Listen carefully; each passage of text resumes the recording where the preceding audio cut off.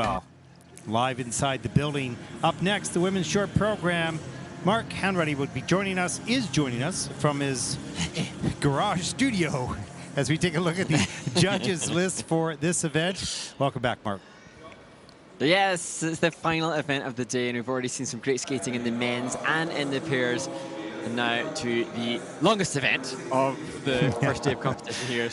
But it's only a 34 women short program. You've endured many, many more skaters in one competition. So it seems like I think we did together 48 women last year in the called 48 last season Gdansk, I think it was. We haven't broken 50 yet. We haven't broken 50, so. We take a look there's still time. Yeah, there's still time. So take a look at the start order for the women's short program. Some really good skaters here. As I said, we saw in the men some innovative skating, and the pair skating, certainly the two top teams were really, really strong from Canada and from the United States, and some good young teams being developed as well. And I'm most certain some new talent in the women's category will be unveiled here in Linz. Looking forward to going through the groups, and we'll find out who sort of emerges as, you know, contenders not only now, but in the future as well. And as we take a look at this season, we've taken a look at the Junior Grand Prix schedule. We've also taken a look at the schedule for the ISU Championships.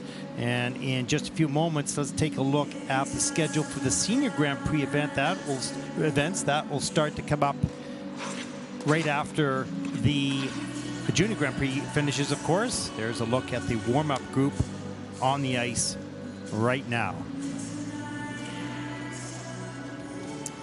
And here is schedule for the Senior Grand Prix. After the final Junior Grand Prix in Yerevan, Skate America will take to the ice in Allen, Texas, October 28th to 22nd. We'll move up to Vancouver, my hometown, Skate Canada International, October 27th to 29th, and then on to the Grand Prix de France in Angers at November 3rd to 5th. The Cup of China will take place in Chongqing, China for November 10th to 12th, and the Grand Prix Espoo in Finland, November 17th to 19th. NHK Trophy in Osaka, November 24th to 26th. And the Grand Prix final will take place December 7th to 10th in Beijing, China. Of course, in Osaka, they'll have the Junior Grand Prix in just a few weeks as well. So there's a look at the Senior Grand Prix. Make sure you join those online as well, or your local broadcaster in your country. Just amazing, isn't it, Ted, to think how the ISU travels and traverses the globe from event to event to event. Just a 1 week break between the Junior Grand Prix and the Senior Grand Prix, whilst speed skating is happening as well. So many events taking place. It's amazing. And I know when we did the judging system back in the early 2000s, and we traveled to all the Grand Prix events because we were operating the system at the time and also educating the judges and technical panels around the world. That was just figure skating, and that was just sort of seniors. And when you take the juniors and the seniors and the championship and the short track and the long track and the synchro, it is a very, very busy season for the ISU and for all their staff as well and all the volunteers. Okay. It's amazing. And then, go ahead. Like for me then, seeing Ted, being with you last year and seeing more of the core people that are on the front line. Oh, nice to toe. It's amazing to see how few people manifest and create such well-run and impeccably timed events. Well, you know, exactly. It is not simple. And I think anybody who moves out of the skating or coaching category into learning the background or the other side of the boards, if you will, in event operation, they realize, oh my gosh, I had no idea. Skaters come here, the rink is there, it's all set up, they warm up, they go to Skaters Lounge, they go on the ice, they compete. They don't know what happens to get the event to that stage, and it takes, in some cases, hundreds of volunteers, and the federations, of course, and the ISU, and it's all coordinated, and it certainly is fascinating in its own way. It really is.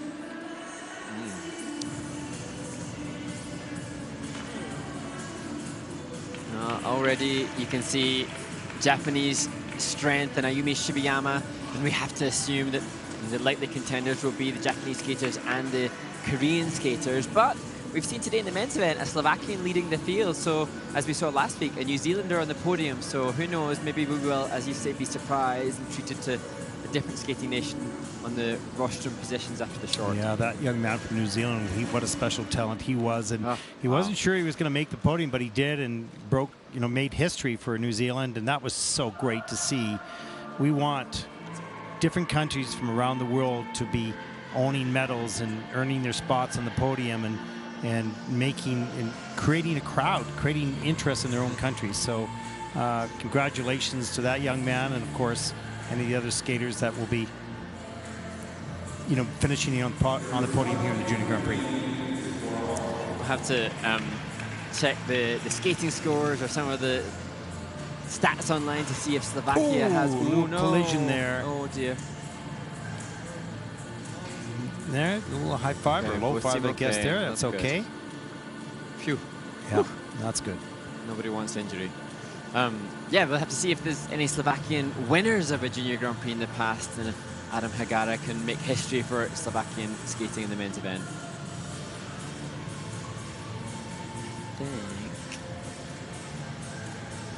I think the collision may have been with Monika Makarovska from North Macedonia and Anastasia Konga from Latvia, so hope both of those young ladies will be okay. Yeah, they just discovered they're on the screen. Okay. Yeah, that being on the screen brings out the personality in everyone. Well, not everyone. Yeah. Some people shy away from it. Well, they show whatever personality they have or don't have. Oh, there we go. You're on. I actually don't like being on the screen, even though it's part of my job here. I just don't, you know, you're like, oh, no. Ooh. And here we go. Here we go. Pretty soon, as we start this women's event with 6 groups of women. Our first competitor comes from China, Rui Zhang, 15 years old, first Junior Grand Prix event. So a new experience for the skaters we talked about quite a bit. New generation of Chinese skaters coming up. Skating to Hallelujah Pair by Tori Kelly.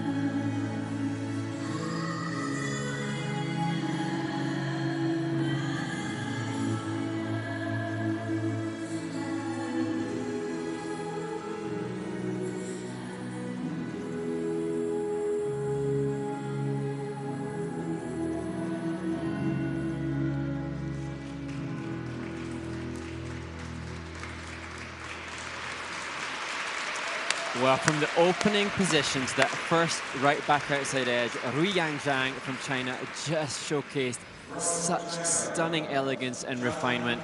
Mistakes on the technical elements, but this a skater who I cannot wait to watch develop. Yeah, exactly. If you land those elements with any sort of flow and momentum coming out of that, that's going to be a really high score. The quality of the skater, the base quality of the skater is remarkable. There's the triple Salchow on a little bit of a lead, tries to get up the triple toe loop, can't get all the way around, a little bit back on the heel, and has to take the fall. And here's a double Lutz which was intentional on the planned program sheet. Look at that position in that flying sit spin. That's in the level 4. And here we see the double axel. Nice stretch. Look at that, right into a spread eagle. And here we see some really beautiful movement. Nice twizzle here. Just look at the upper body position and the delicacy of the hands and the deep edges and soft knees. Really, really beautiful skater. I just cannot wait to see how she develops, and hopefully more triples abundant in the future so that we can see her again and again. Well, we talked about the new generation of Chinese skaters, and you know, we were, I don't want to say guessing, but you know, it appeared to be, but every time we see a new skater from China, then it sort of validates what our impression is overall, because the skating quality is really at a high level. They may make mistakes or may not be at that high level technically yet, but it's like the Japanese skaters. The core basis of their skating skills and abilities is at a very, very high level, and should they be able to add those difficult elements, they're going to challenge for the top, no question. And interestingly, Ruyang competed domestically in senior events, so potentially the Chinese Skating Federation is considering her in the future as maybe the Olympian for this next cycle. Yeah, as we take a look at the scores, 47.48. That's for the double Lutz, and a fall on the element. First skater out, of course. Beautiful skater. Looking very much forward to watching this young woman continue to develop and grow. Fabulous. Our next competitor comes from Japan, 15-year-old Ayumi Shibayama. Second Junior Grand Prix season with a silver medal in Courchevel, 5th in Gdansk last season, 5th at the Japanese Junior Nationals, 10th in seniors. Wow, 67.09 personal best in the short program, earning that in Courchevel last year. We'll skate to Gdansk Macabre by Saint-Saëns.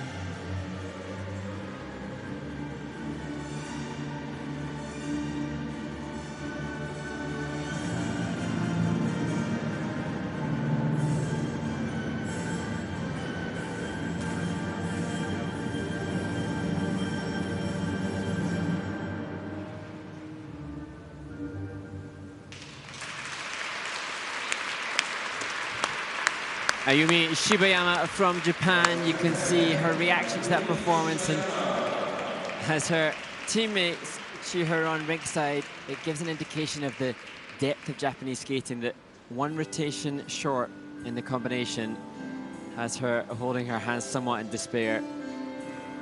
Well, they are trained to skate clean and to skate perfect. As everybody trains to do that, but few people do. Here's the triple flip. Upper body rotates a little early. Looks maybe under-rotated. Didn't have enough speed to get up in the triple toe loop. It is under-rotated in the system, the triple flip. And here's the double axel. Of course, that's no problem. It's not a great one. It's okay. It's there. And here is the triple Lutz. Had to get this. The pressure was on. A little bit of an inside edge in the takeoff. It gets the jumped up. Beautiful extension. Nice continuation on one foot right into the layback spin. There is the side position. Watch it change straight back. That is a feature. Grabs the blade, feature up to the head. There's another one. This is in at a level 4. Of course, all 4 features accomplished, so she has a score of 3.16 for that one spin. Here's some of the steps, Mark. Yeah, and I mean, you can see here the work of she and the choreographer, Kathy Reed. Kathy said that she was pleased when Ayumi brought Danse Macabre to her because it was a different piece of music, taking her outside of her comfort zone, and you can see that she's got more of the characterization and sharpness than maybe last year. As Coach Mia Hamada is there with her. And she, I mean, having the Coach Mia Hamada, she must train alongside the reigning world junior champion Mao Shimada. She will know what's the necessity at this level. It's a blessing and a curse to be training in an environment like that, really. Well, I mean, the best, competition breeds competition, and so you want that. We've talked about that quite often, and their standards are high. When they come here, they don't expect it, and they have no plan at all to make any mistakes. So when there's a mistake, of course, there is some disappointment, obviously. This is a wonderful skater overall. Much more to come. 53.63, even with that small mistake. And that'll put Ayumi currently into first place. And you can see her expectation of herself is much higher. And we'll see in the free program much more, I believe. Well, Monika Makarovska is 15 years old, first Junior Grand Prix event. And there's so many of these young skaters. It's the first time out, new experience for them.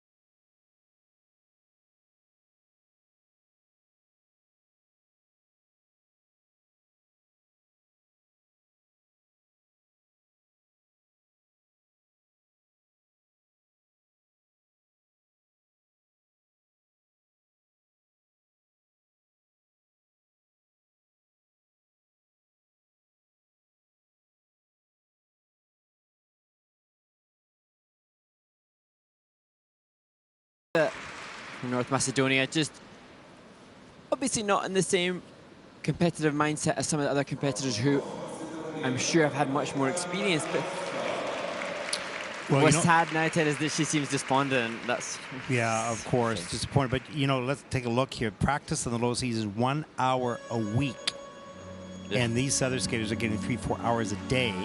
And then in the high season is 3 hours a week. That simply is just not enough to be able to achieve, you know, that higher level. So this is actually quite good for 1 hour a week. And I know it wasn't what she's, and I know it's not what she's capable of doing. There's the double loop and the rotated double toe loop, gets that done. And the courage it takes, just amazing that this young woman is here giving her best in a Junior International Grand Prix event where her skill level is not going to be the same as the rest of the field. But with 1 hour a week, 3 hours a week, it's amazing. And she should be congratulated for that effort. And for having enough passion and love of the sport to go through that. You'll see that flying sit spin later in the program. And so, as we go ahead, Mark. Sorry, I was just going to say, as we said with Axel Ahmed in the men's event earlier today, the pride of representing your nation is huge. I love the fingertip extension, the mindfulness of how to hold the hand balletically. There are qualities, there are aspects here that are of good standard for sure. I really, and I say this sincerely, I have such admiration for skaters that have challenging environments to train in, but they have this love of the sport and they want to challenge themselves. This is quite remarkable. I don't think that I have that bravery or that courage, and I think it is fantastic what they do. And so, you know, it's not about the result of the number, it's about the fact they want to be here and they want to test themselves. That's awesome. It's good, and it's such a great point. Who would put themselves through the pressure and stress of this? So Monica has major courage, and she'll tap into that and use that experience today for the free skate ahead. Yeah, absolutely. 17.17 for Monica in the short program. That's understandable. But she's here, and she competed. And she's got some beautiful moves, and as you said, very elegant, and lovely posture. So more to come, hopefully the free program. Our next competitor comes from Latvia, Anastasia, 18 years old, second Junior Grand Prix season, competing in Riga and Gdansk last year. 50.36 personal best, good score in the short program. We'll see if she can match that score tonight here on the Junior Grand Prix.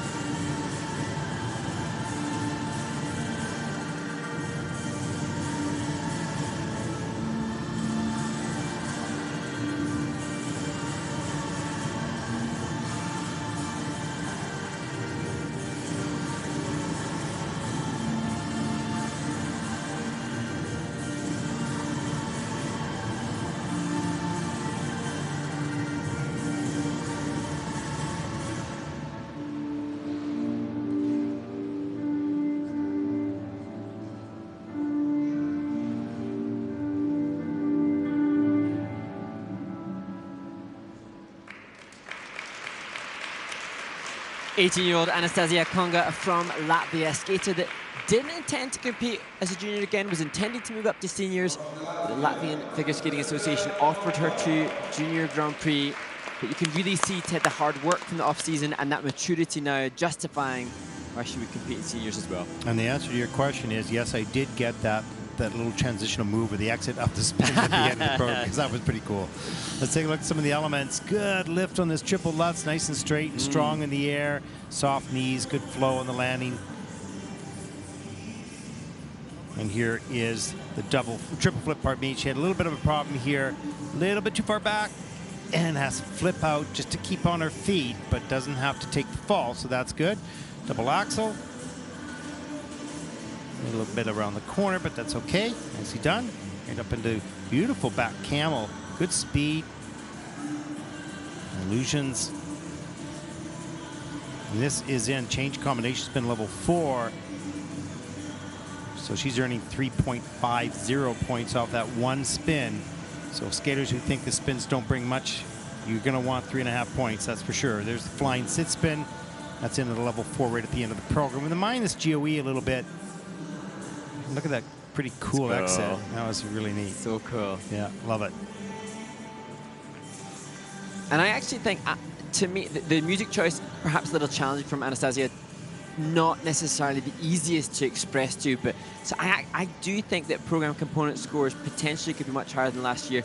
Maybe it didn't resonate and sing as vibrantly as it would have if she'd landed the triple flip combination. Maybe that's what I sense a little bit, but hopefully in the free skate we'll be able to see components that reflect the hard work she's done in the off season. And it's so important for the coaches and the skaters to explore how to use different genres and different approaches to their music. So it doesn't always all work. 46.33 for Anastasia. That is third in the short program. Nice skater. Some beautiful qualities.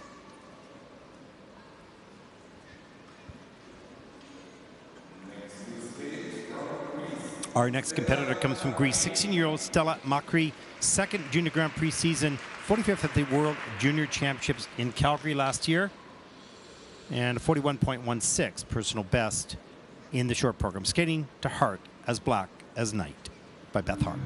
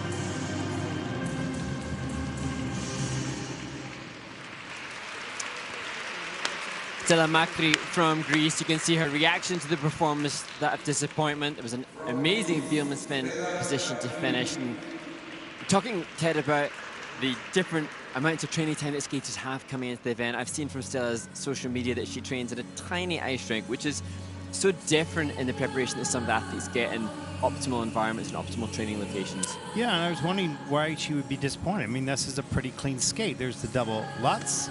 Nicely done. Good extension on the landing. Here's the double flip, double loop combination. Here's double flip, right up the double loop. Well done. Unless she was planning to do triples, but it's not in.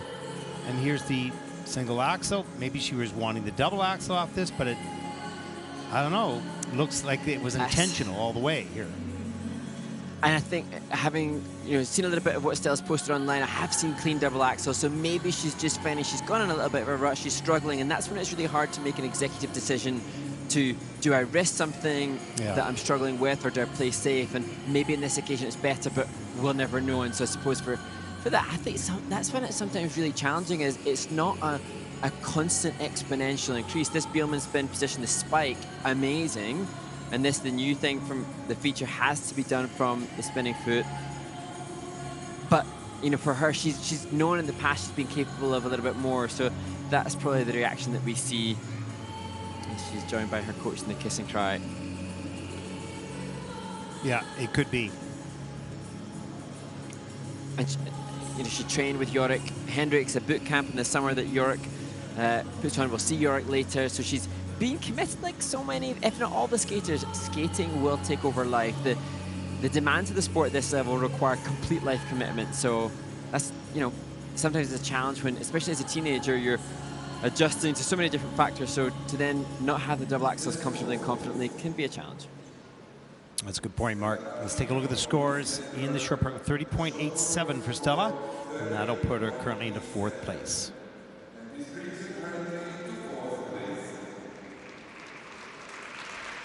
And there are your top 5 skaters so far. And now the group number 2 on the ice for the 6-minute warm-up. And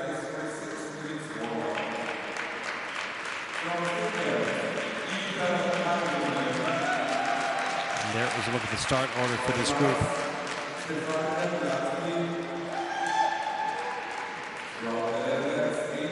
Yeah, it's interesting, Mark, putting the expectation, it's impossible to know really what is in a young person's mind of what they see themselves doing and what their expectation is at a competition. And does it align with the realities of where they're at in their development model? Because sometimes, I remember, in our days it was 5-minute program, so you just hope to survive without dying in 5 minutes. So your expectations are pretty low, except for just let me live.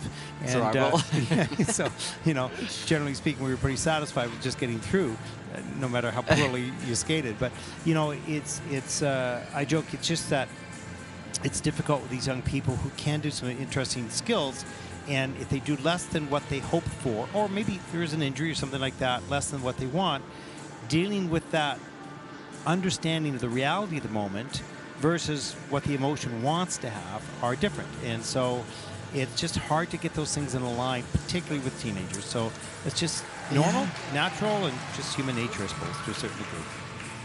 And I think one of the other challenges, which is a little taboo and a little bit, I don't know if it's controversial to talk about, Ted, but it's, as youngsters, our bodies inevitably are preparing for adulthood. And so the bodies are constantly changing. And so that's an inevitability that's hard to avoid. And so that isn't something that you can predict or ascertain exactly when it will be. And inevitably, the body's center of gravity, when there's a height growth or a change in the body, has an impact on their core strength and their muscle development. And so then that can have a consequential impact on the crazy, ridiculous physical feats that they're trying to do. And so that's hard for, we only deal with the maturity of our body once in a lifetime. And so it's hard to prepare for that mentally and psychologically as well. And so that's another thing that these amazing young athletes are coping with, and doing so with, smiles on their faces as if nothing's happening. No, it's well said. But we actually deal with that twice. because I'm older, so I'm dealing with the disappearance of everything that I had. You know, exactly. So I mean, you know, it's a point well taken. You know, life is always all about change, and if you don't understand, it's science. It's just pure science, and it happens, and you have to cope with it and get through it, and all that kind of stuff. So, you know, sometimes you're you know, we've seen great growth spurts in some, particularly in some of the men, the young men, and they get kind of gangly and lose their coordination until it settles down. I mean, this is just normal. This is just life. And so in the junior category, you generally will see that way more often than we do in the seniors, because the seniors now the age is older to get into seniors. And so they're a little bit more or less stabilized in their growth at that point. So the juniors is constantly sort of changing. So, you know, well said. It's just like... At least the second stage of physical change in the body you could do behind the scenes off camera rather than for these guys. Yeah, and I think just, you've mentioned this before, I mean, just, you know, dealing with normal life as, you know, school life and all those types of things, and all your thoughts. So this is just, you know, absolutely normal. These young athletes are remarkable. They are not on a team of 15. They are by themselves on the ice, and this takes tremendous, you know, courage and determination. And it's great that we have... Sorry, go ahead, Mark. I was just going to say, you know, when we see modern culture talking about teenage life and all the factors and implications, nice triple self triple there. Yeah, beautiful. We see, you know, youngsters worrying about, you know, relationships and schoolwork and forging the path in their career. These skaters, as we talked about with one of the penultimate skaters, I think it was Stella Macri, skating consumes life space, and these athletes have that on their brain space in addition to all the normal teenage factors and considerations to take into... and that's what makes these young people remarkable. They really are. No matter what stage or whether they have a good performance or bad sport, in my mind, they're all remarkable, because it is a very difficult sport, but beautiful, and the sensations of skating you can't replace. And once you do it, it's in your soul. As we take a look at the fans from Japan, the cheering squad. It's interesting because when I hear myself saying it, you know, there's a part of me that doesn't necessarily want my children to skate, but when I think about it, I maybe make that decision based on, you know, what would I want? I would obviously want them to be successful, but I think success in life, skating forges greater success in life because your ability to multitask and cope with all the challenges that being an elite sports person has. It's not necessarily for the athletes. There will be one woman out of the 34 that we've got competing here who will win, but all 34 of them are winning in life by being here. Yeah, whether they know it or not at this stage, but certainly it forges character. No, they don't know it. I bet at this moment in time they're probably thinking, oh, no, pressure laden. Nice skills being displayed here on the warm-up. And it's so fascinating. You know, the neat thing about the age change for us is going to be able to watch these young skaters for 4 years on the junior circuit, should they enter at the age of 13 before they move into seniors. And quite often we'd see them only in a fleeting moment for a year or two. But now, or at least next year, you'll see the 13-year-olds for 4 seasons as they clear the ice for group number 2 in the women's short program.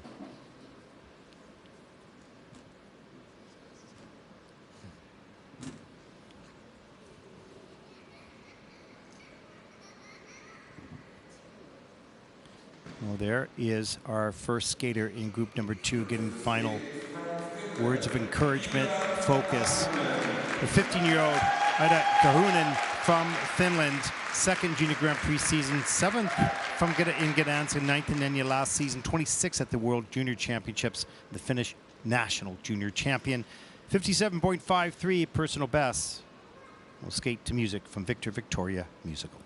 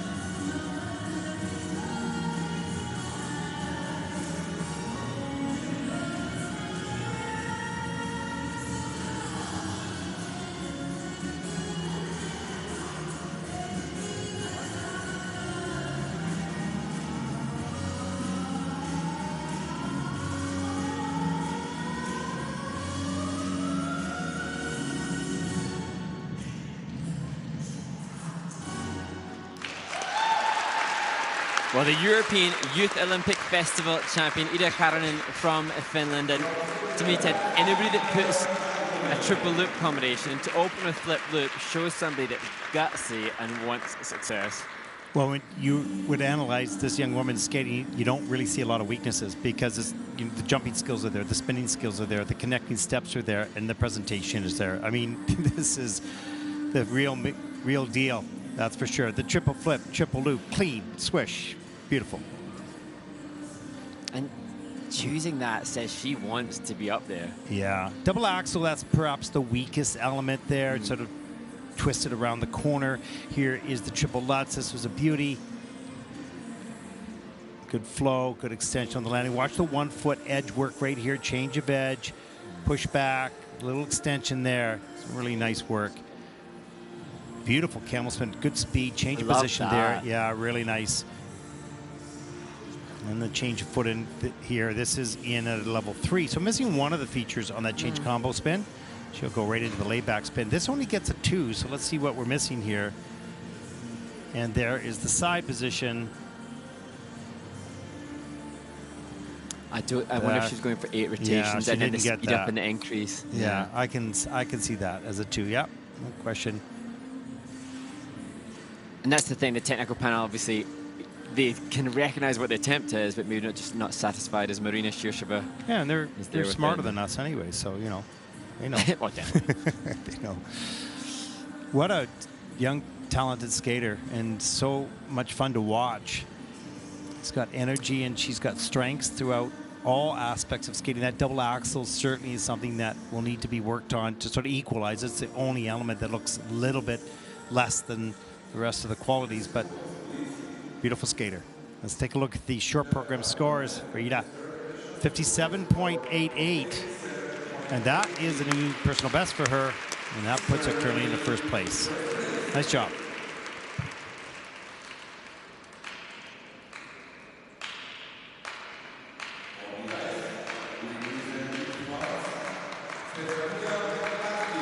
From France, Stefania Gladky, 13 years old, first junior Grand Prix event. Wow, another very young skater. And this is so interesting to see these skills and skaters we haven't seen and we hopefully will see for many years to come. It's a debut here, now. And she'll skate the short program to music by Maurice Ravel.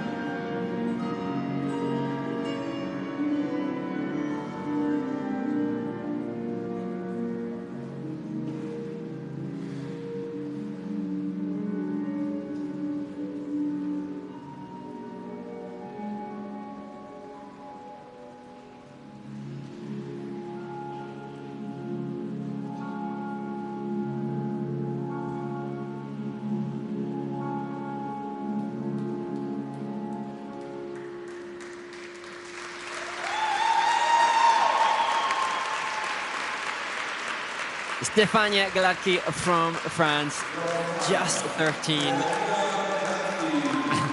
I struggled to find much about this skater online, Ted, but wherever she's been hiding and working, obviously influenced wonderfully to produce that kind of quality at this age.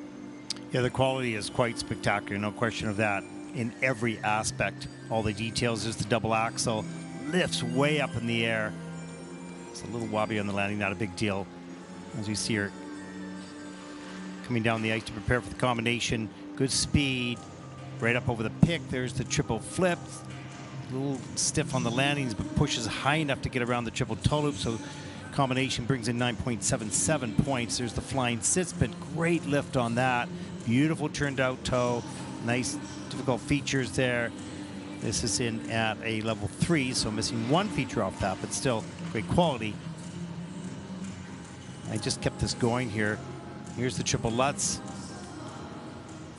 And that is on the quarter for the landing. Watch the nice close shot. All the expression, the choreography. She's not cheating on any of the choreography. She's reaching out every move.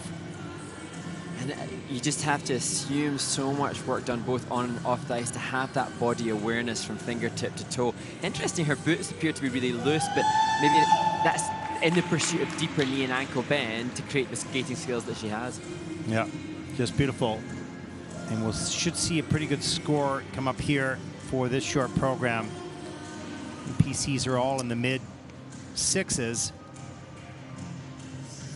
And she'll need just a 57.89 to take the lead. Short program score is 59.32 for Stefania Gladki of France, and that will put her currently in first place.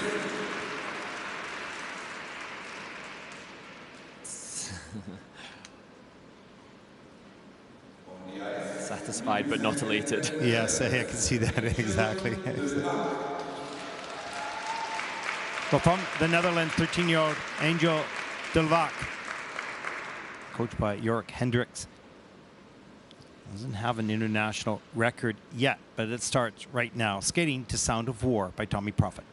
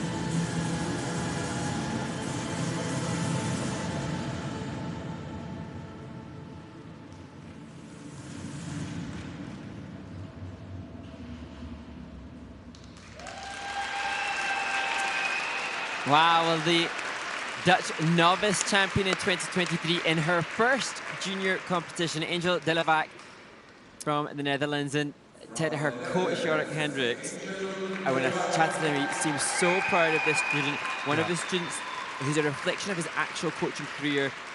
Because obviously his sister, is a world medalist, but this, a product, seems primarily of Jorik, and what a great job they've done And together. I had the honor to meet her parents outside our hotel and to start a chat. Mother is from Romania, father's from the Netherlands, of course got married in here. They have, she was talking about how nervous she gets, the mom. My gosh, and I saw her I saw her practice, and they look so different in their outfits, of course. Here's the double axel, nice and straight in the air, good extension, and she did not look like this in practice session at all. And I was just wondering, okay, where was the skill of it? Well, here it is. This was beautiful, unexpected. Love the change edge. Beautiful, great extension. And I know it doesn't get you points, that's for sure, but her facial expression in connection with the choreography matched so beautifully, it brought you even deeper into the performance. As we see here, the triple loop, double loop combination, there it is, right up into the double loop. It's actually downgraded on the triple loop. It is the judging system didn't get all the rotation. That's a shame. What you were saying, Ted, about the facial expression, I totally agree, and I thought you would never know that this was her first junior event. She looked not just conscious that if she smiled and gave facial expression, it would help the presentation score, but also genuinely seemed quite chuffed to be here. Yes, confidence in a way. Just, charming. What a great young talent. And a nice debut here on the Junior Grand Prix, and certainly going to want to get around that triple loop. That'll help her a lot. Yeah.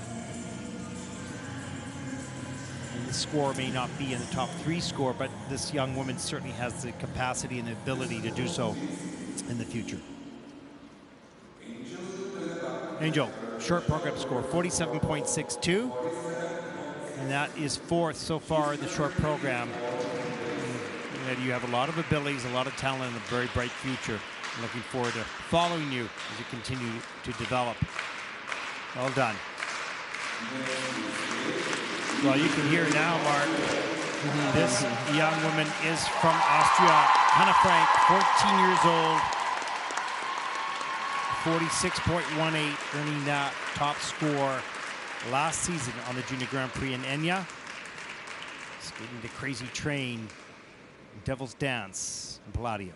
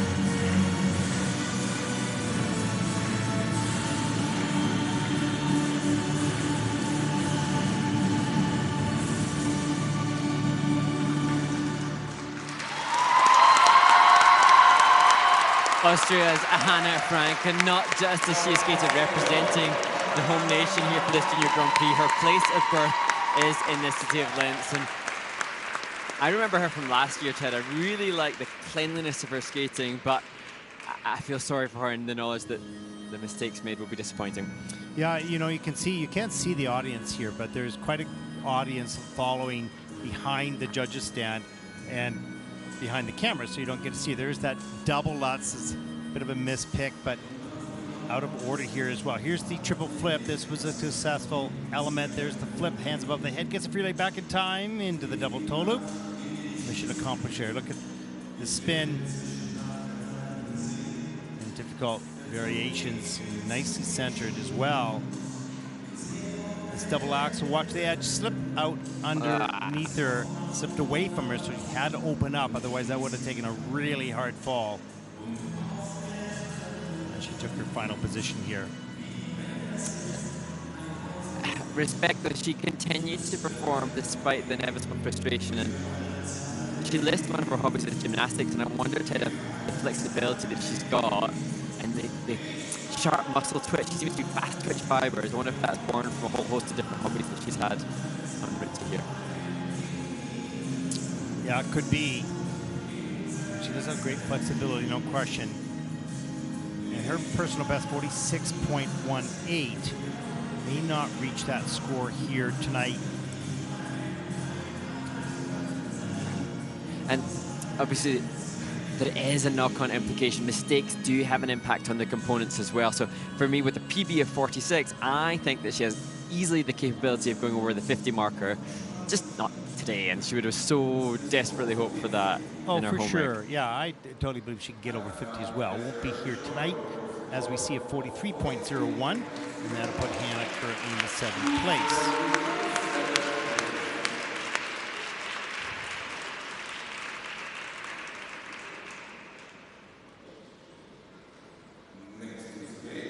Our next competitor comes from Japan, 15-year-old Haruna Murakami.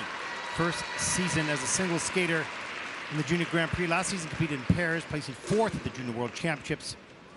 So on the ice alone now in her first singles event, coached by Mia Hamada, skating to Dance Monkey by Tones and I.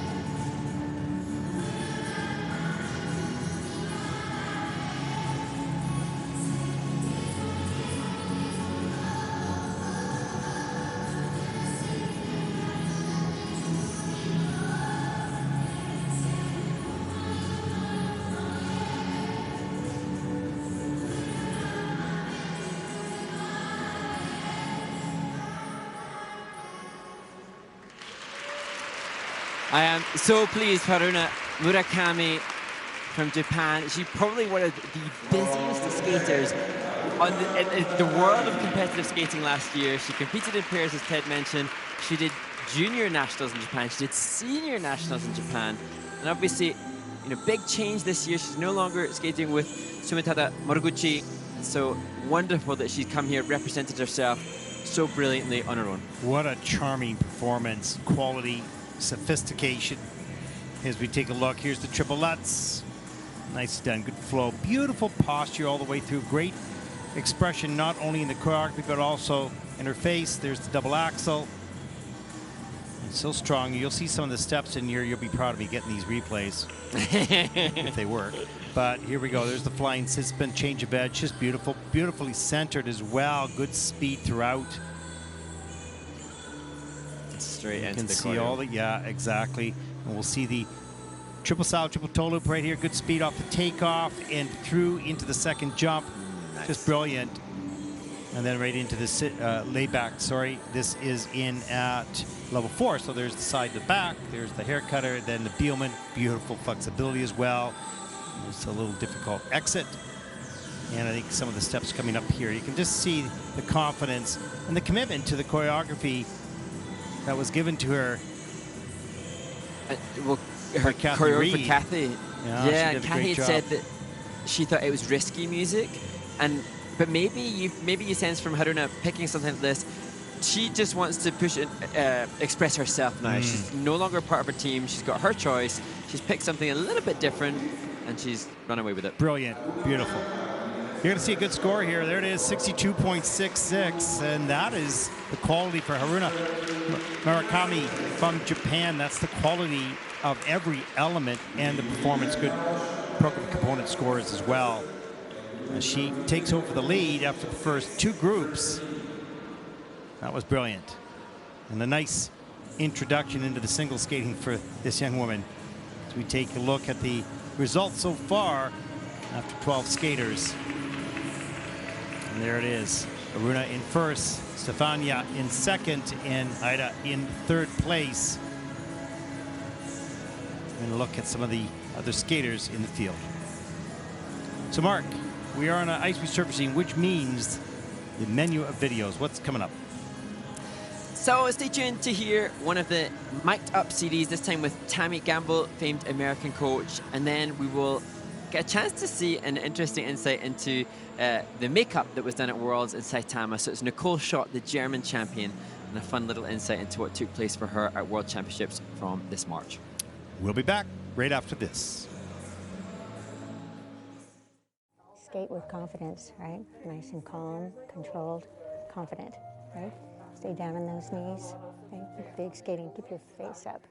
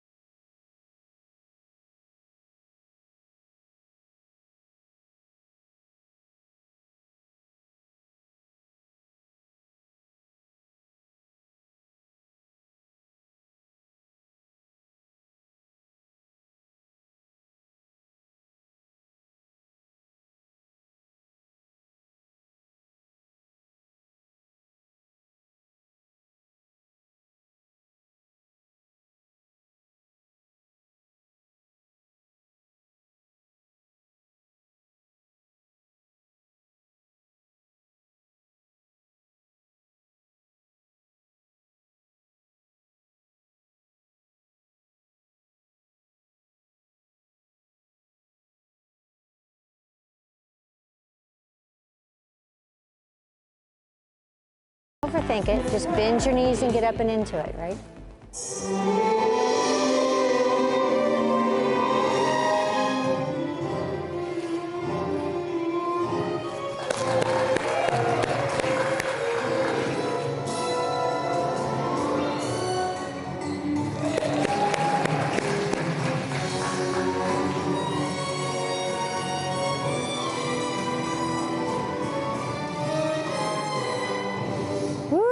Got a girl on rink.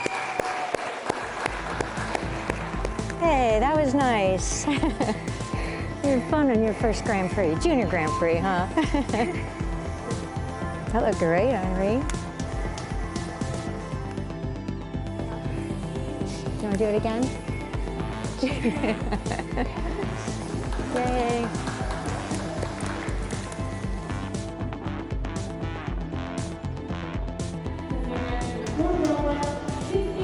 Nice. It's good. Good job. That was nice. It was a good job. I'm so proud of you.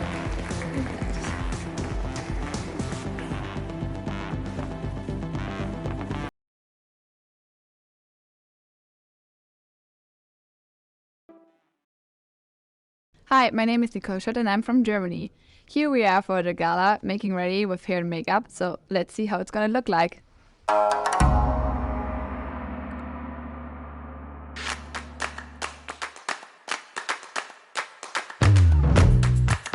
I'm happy that I'm not a nice dancer and have to do my makeup every single practice in competition week, so yeah, it's fun to do it once in a while.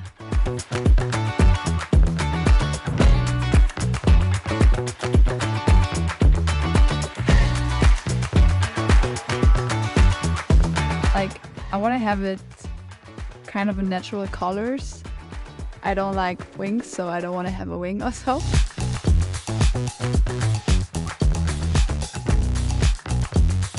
I didn't thought really about the makeup yet, but I think it should be not too much because I want to keep it also for the banquet. At competition, everyone is doing the makeup and hair by their own, or like at least they don't have someone with them. I think it's for every girl also part of the routine. And now it's really something special to get like the makeup and hair done. It makes the life much easier.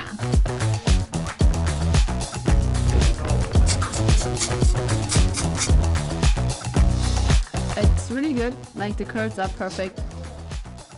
Yeah, I think this is for the eyebrows, this is for sure for the lips. So highlighters.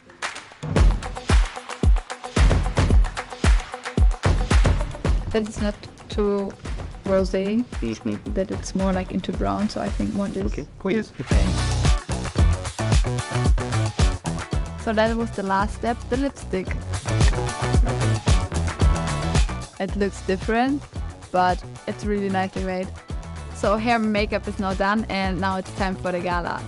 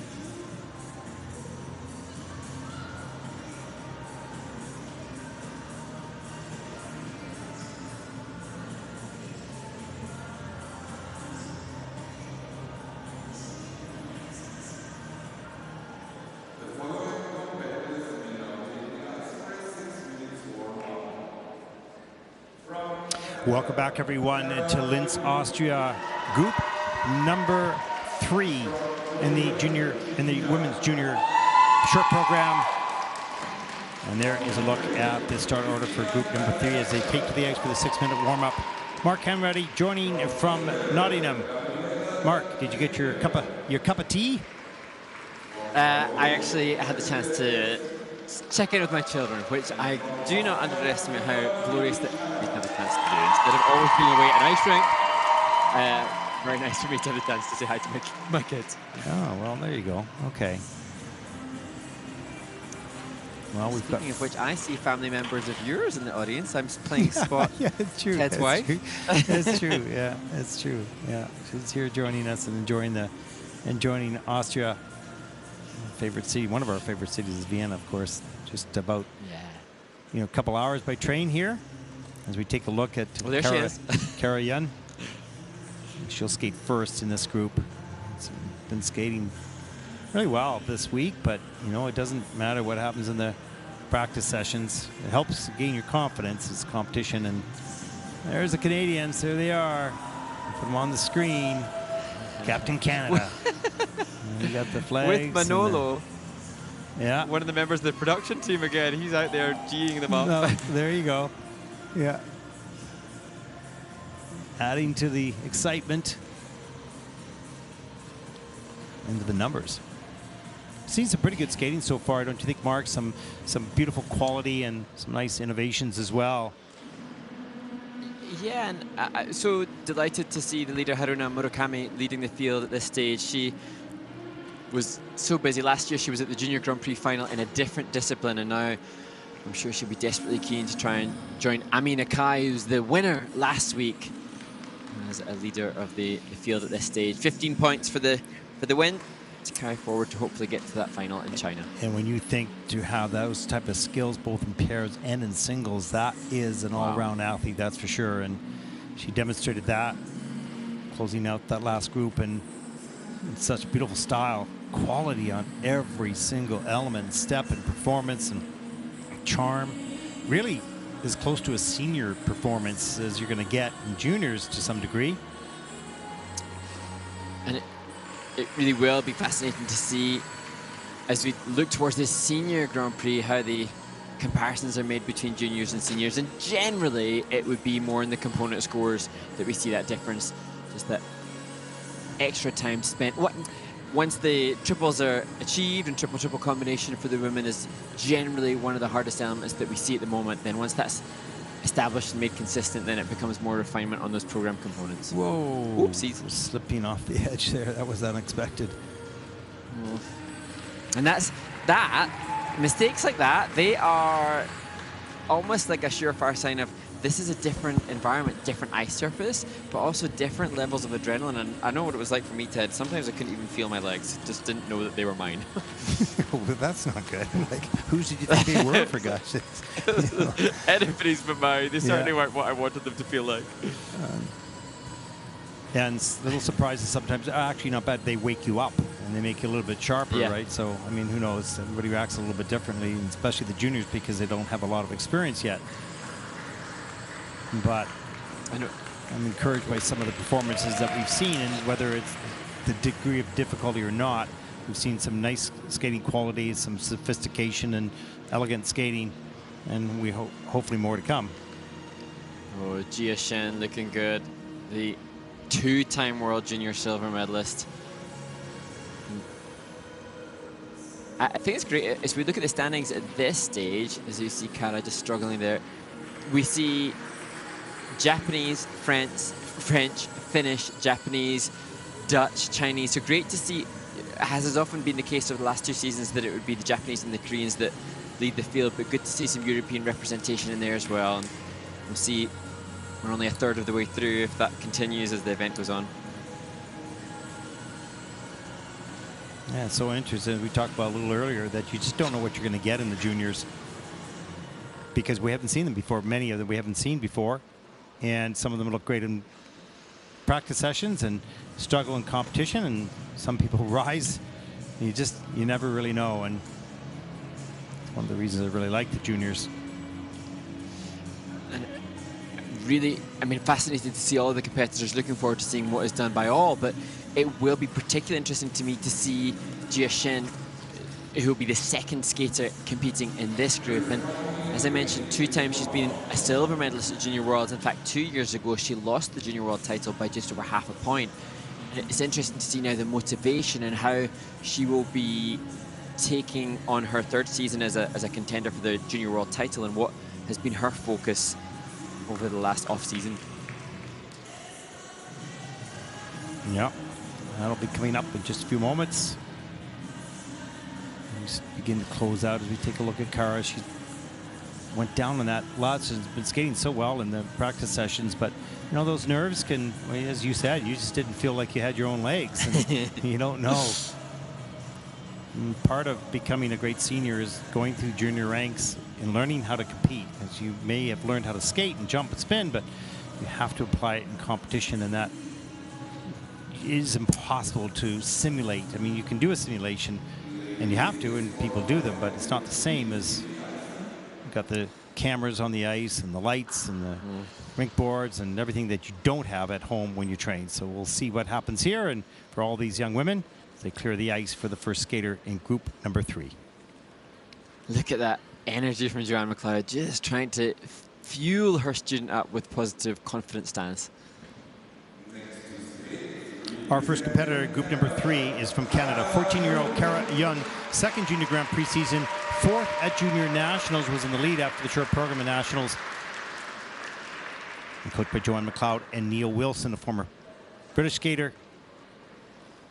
57.08 personal best, the Solidarity Cup last season. We'll skate to a very unique piece of music called You Are the Reason.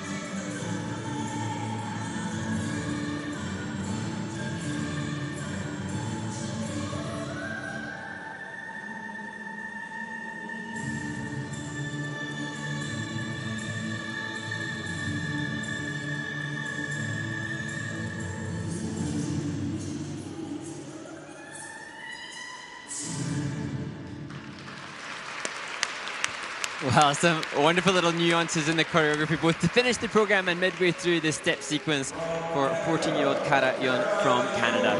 Well, brilliant choreography work by Shailin Bourne. Did that a little earlier or a little bit late in the spring. And really nice program. Unfortunately, on the combination, opened up with the Lutz, which he missed in warm-up, but came back with that nicely. But then that triple flip, triple toe loop went down, unfortunately, as we take a look at there's the triple Lutz. Nice tight position in the air, soft knees on the landing. Really well done.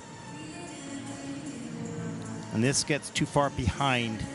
That makes this mistake sometimes. You can see the tilt in the air on the heel on the landing. Can't get the free leg back. And here's the double axel as well. Trying to work on this to improve this. And soft landing as well. But I took a lot of the step sequence in here to see some of the nuances in a second here. Mark? Yeah, you can see, I mean, Shailin Bourne is just a master of her craft and musicality, and it seemed that it was so perfectly phrased. One point, interpreting to the judges as you see her just trying to nail the content. That little moment there was fun. The Choctaw tech panel just got to assess how many clean turns there. One of the features, the cluster bracket counter twizzle. And the step sequence came in level 3, so not too bad. Combination spin 4 and flying sit spin 4 as well. So just that combination is just costly for Cara. A nice 1.18 GOE for the triple Lutz. That was well executed. And her personal best 57.08. We won't see that here in this short program.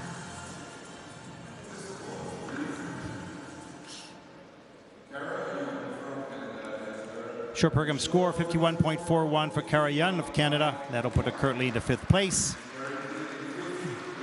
Not too bad considering missing the combination.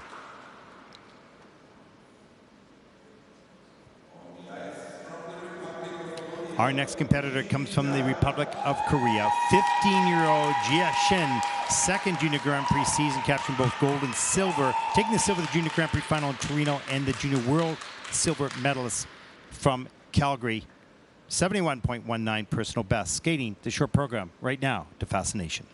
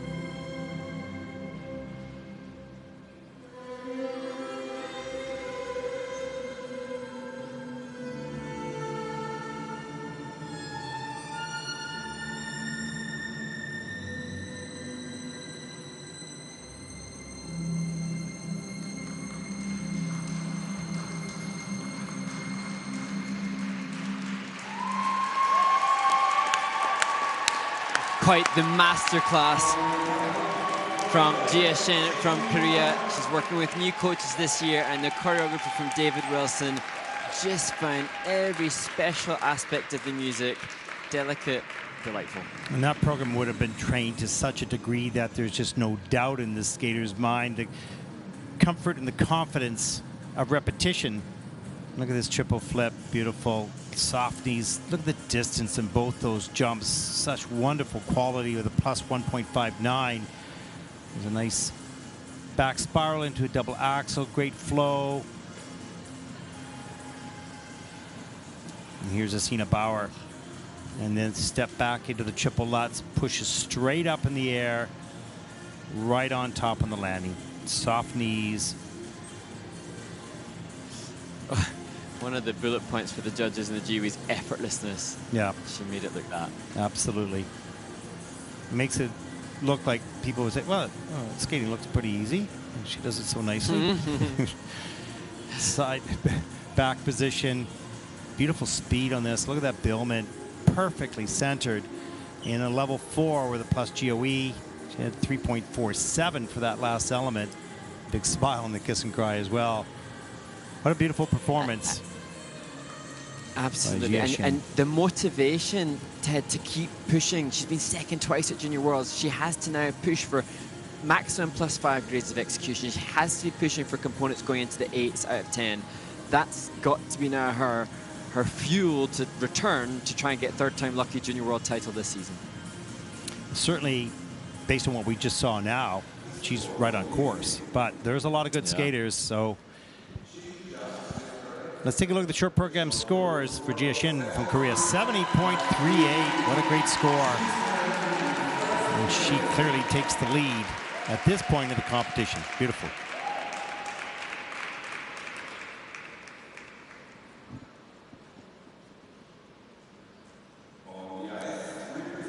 Our next competitor comes from Ukraine, 14-year-old Christina Halierta.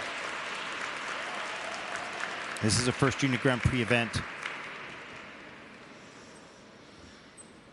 We'll skate the short program to a little less conversation by Elvis Presley.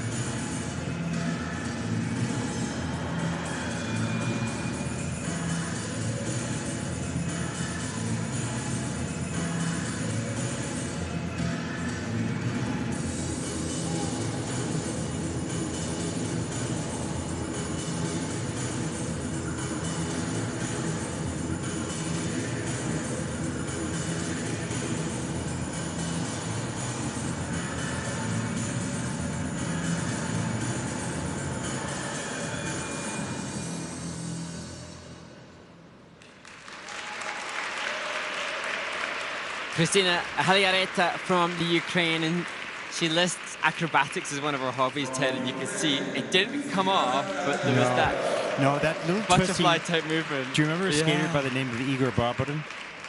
He was incredible. Yeah, and he did this twisting move. You'll see that I tried to capture it. I don't know if I got it at the beginning of the step sequence where she just twists upside down, and she didn't come off, as you mentioned. As we take a look at the first element here, it's a triple flip. There it is, double toe loop. Not a lot of speed throughout, but gets it done. Here's the Lutz, and that does not get all the way around and or up. Here's the double axel. That happens. Let's see if I can slow. This is into the camel spin. There's a change of edge. And change combination spin level 4, so it gets all 4 features on this with neither a plus or a minus on the GOE. So base score, oh, I missed it. That's just that twisty move. Sorry about that. Need to have a little bit more. But here's some more acrobatics a little bit later in the step sequence. And I love that the skater can show some originality there, just slipping slightly in the step sequence, and that to the judges doesn't show as comfortable a skating skill, but great to see her here representing Ukraine proudly with her coach in the kiss and cry. Really unique, brings something unique and different and innovative to her program, and it's hard. It's physically very difficult to do, so it didn't all come off today, but I like the effort that she's making to put herself apart from some of the other skaters using her acrobatics. And you know, if she can put this all together, it'll be quite a different and unique performance. And it's a struggle for a skater who's landed a triple flip to then think, well, why am I going to get a score that could be so much lower than others? And it's just, again, that skating skill, that fundamental skating skill. But have to assume that Christina's training time will have been curtailed over the last year, and so nothing but respect to see her here prepped for the Junior Grand Prix Series. Yeah, no question. And out of the 7 elements, 4 of them were under review. We'll take a look at the short program scores right now. This comes up as a 28.46. And that'll put Christina currently into 12th place.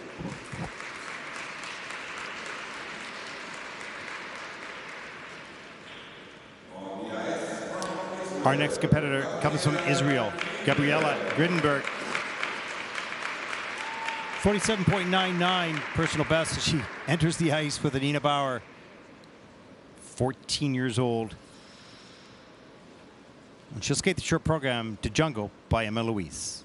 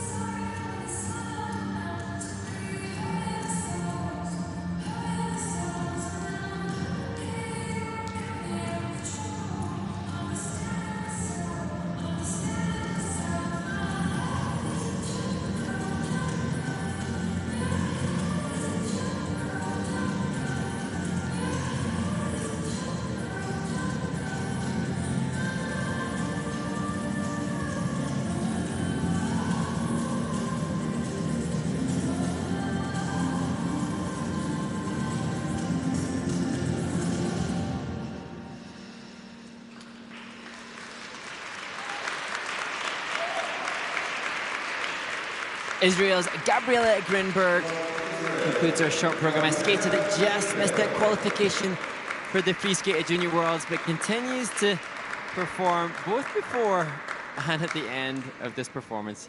Wonderful, wonderful posture throughout. Gabriella has wonderful presence on the ice. Some struggles with some of the elements, but the quality overall is very nice. There's the triple flip, a little under rotated there. Patient to get the free leg back to get into the double toe loop. And here is the double axel. And that was nicely done. Good extensions on the landings there. This triple assist really did not lift up high enough. And 2 feet hit the ice at the same time. They get kind of stuck together. Under rotation, has to take the fall on that. Here's some of the step sequence. Look at the posture and the follow through with the arms and the head as well. Some really nice qualities here, Mark. Yeah, fundamentally such a good quality of skating skills. She was born in Moscow. She's obviously got a clean stylistic technique. For me, it would be there's a performer in here, somebody that wants to exude energy and emotion, maybe not perfectly match the music at all times. So composition, maybe that's the area for development. Of course, the mistake will be costly though.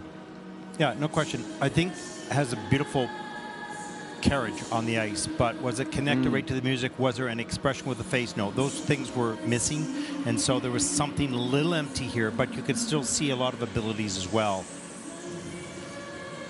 Little things like this, the finish which you've so well caught, Ted, on the slow-mo here. Thank you. Like, that in itself is it's a statement piece. It's not a conventional easy choice for finish position. She's got something, just the packaging of it, which maybe can be refined. And that's something that, having been in the warm-up group with Jia Shin this morning and seeing her this week, might be just an extra bit of motivation to go back and readdress maybe some of the transitional content in relation to the music. Yeah, quality's there. And you have to wonder, I mean, some of these skaters are similar in their physical ability, their athleticism. Well, what makes the difference? Is it the training? 39.73 for Gabriella Grinberg from Israel. That puts her currently into 11th place at this point in the competition.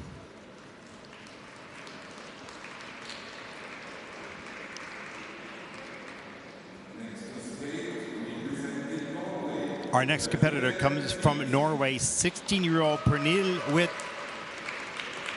a 32.75 personal best last year in the Junior Grand Prix. And she takes her position with skate to romance.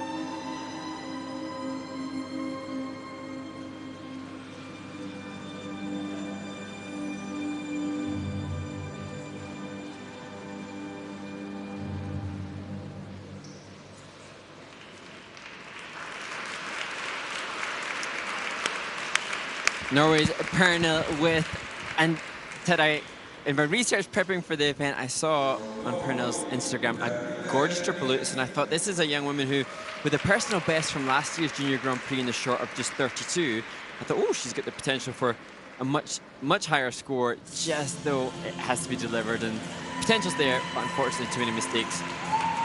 Yeah, you know, learning the skills, we've talked about this quite often, learning the skills in practice is the first stage, and then applying them in competition. There's the Lutz, looks good in the air, too far forward on the landing, doesn't hold that back strong enough. Looks like she could have pulled that out.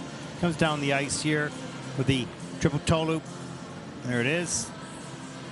Gets free leg back quick enough and tries to get the second triple toe loop, doesn't have enough speed into rotation, and that is downgraded. But you can see that the basic mechanics of those jumps is there, and the experience in just awareness, body awareness, is still lacking a little bit, and that is to be gained in competition. It's interesting, her biog says that she trains some of the time, certainly in Norway primarily, but some of the time in Oberstdorf, and the triple toe takeoff, you know, you sometimes can see a technique and you think, oh, I've seen that technique before. It made me think of Michael Hood's technique with Nicole Schott or Carolina perhaps, and so she's obviously got good influences, maybe just not the same amount of training time to be able to replicate consistency under pressure yet. Yeah, it's something to learn. It's a battle between confidence and training and comfort and all those types of things, and that gets sorted out. Some people early on, and some people it takes a little bit longer. And interesting, Ted, just to see the little cuddly toy there in the kiss and cry, and a reminder that these are still young athletes. Oh, she's bleeding from the Bielman, perhaps. That's a shame, she's ruined her tights. That happens actually quite often with grabbing your blade.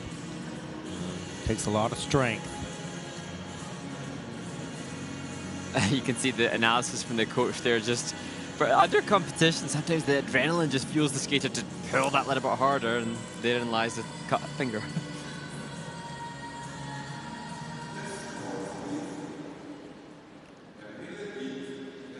Short program scores for Pernille with from Norway, 29.99. That is 13th place at this point in the competition.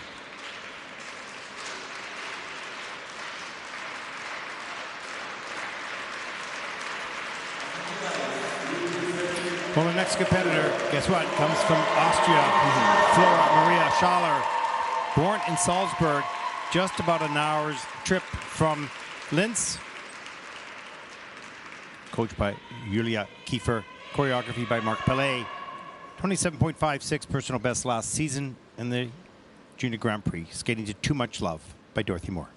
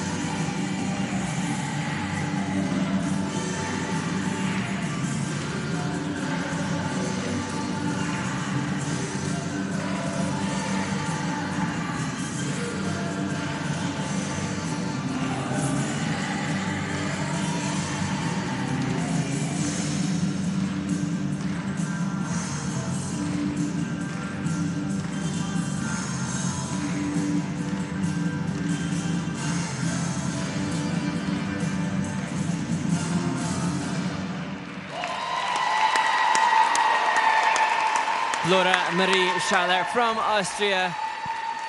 And admirable from the adoring family and friends here supporting her to clap her through that performance. Just a shame that the double axel just didn't get any lift or traction from the ice on takeoff. Really strong skater, great athlete, and lots of energy throughout that program. And it just didn't all come together as we take a look at triple salchow. Makes this work on a lean outside the circle, but pulls it out into the double toe loop, gets that first element done. And here's some of the steps. Now here is the double Lutz, nice and solid. Good clean edge. Yeah. Right in some traveling turns into the flying sit spin. And this is in at a level 4, so it gets all the features. That's a great jump in the middle really of that impressive. spin. Wow, great position in the air.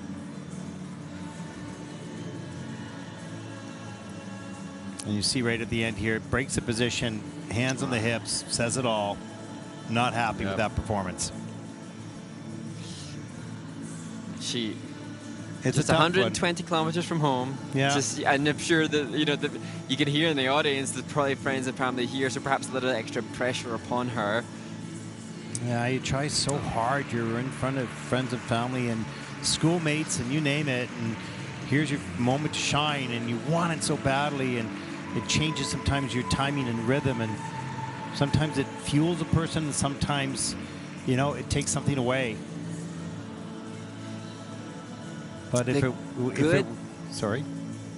I was going to say the good thing here is based on the score from the Solidarity Cup at the Junior Grand Prix last year, even that mistake though, she still looks like she's going to make a big ISU PB, so hopefully that'll brighten her face up. Yeah, and you know, good performance, strong skater, 37.17, and they're going, okay, that wasn't too bad, and that will put Flora Maria Schaller from Austria currently in just 12th place. Oh, good. Half smile now. Half smile.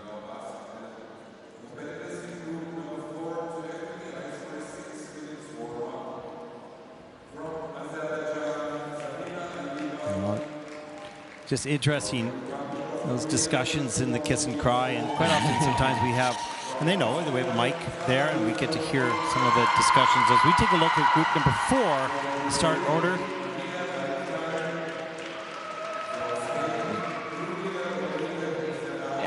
I am so interested in it. I genuinely find it just so fascinating. I wish I could be a fly on the wall in the training rinks for so many of the skaters, because it fascinates me to see the interaction between the coaches and the skaters. And one thing I've really noticed over the course of this event and the last week in Bangkok, there has been genuinely a really positive rapport between coach and skater, which is not always the case sometimes. And maybe it's more so my reference to seniors, where it's much more business-like and results are really important. But I feel like there's been a great positive warmth between coaches and skaters at the juniors. Yeah, I think the world has changed a little bit with that. I mean, it's very different. It's a very interesting topic, because if you are asked by the parents or the skater and asked, listen, I need you to make me the best that I can be.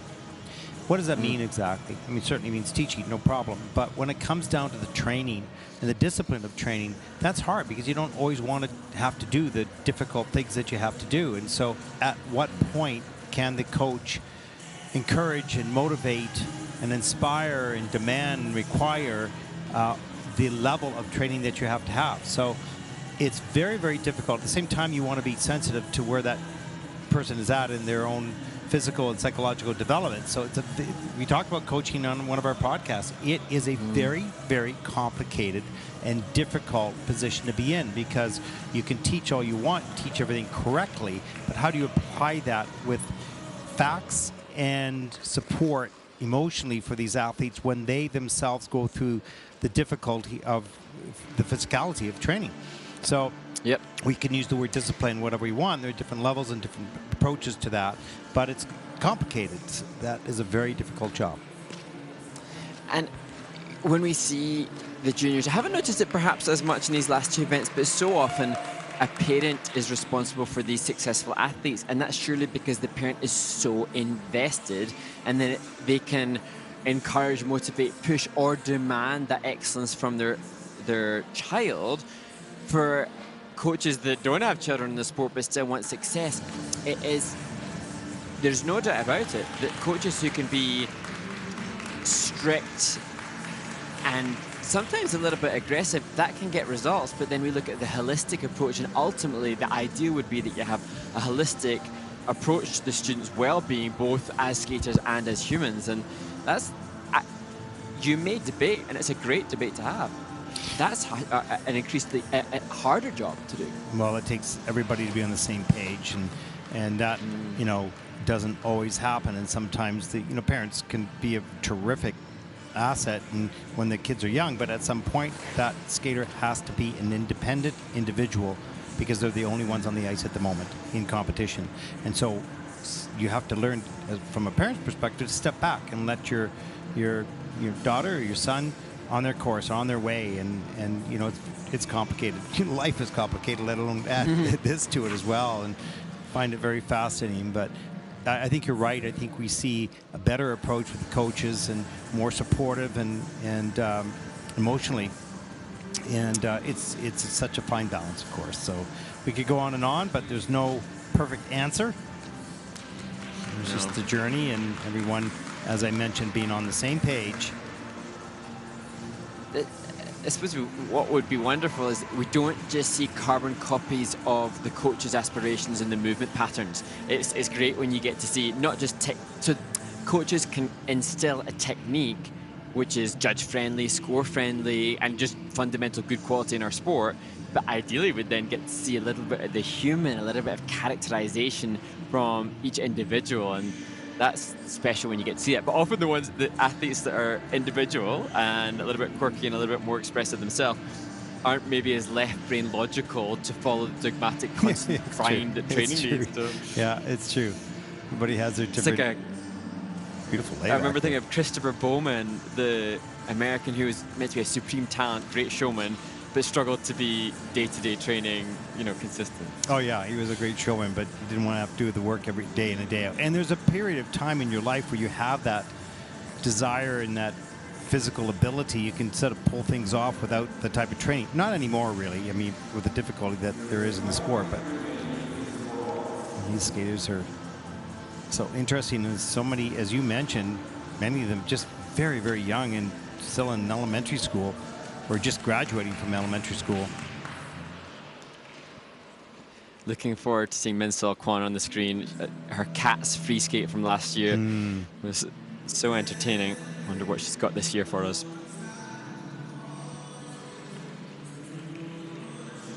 Now, have you coached competitively at a, you know? It was interesting because so much of my years now taken up with when I do the TV show over here with the celebrities, so I can't commit to competitive skaters as a lead coach because I go away for so many months. But there was a period of time, a couple of years, where I did coach competitive skaters, and I absolutely loved the pursuit and the goal and being able to try and inspire humans to demand more from themselves, young humans, and I get such a kick out of it. But I know that to be a competitive coach, you have to resign so much of your life to the athlete's success, and that's quite selfless in some respects. So yeah, respect to the coaches here. So the answer was yes, no. Yes, for a period of time, and now I bailed out of it. Okay. Got it. And there is a look at our first competitor in this group. From Azerbaijan, Sabina Aliyeva, 15 years old, second Junior Grand Prix season. Her personal best 39.66 last year on the Junior Grand Prix. And just going through a couple of her moves, getting herself ready to skate to Assassin's Tango in Tango of Errors.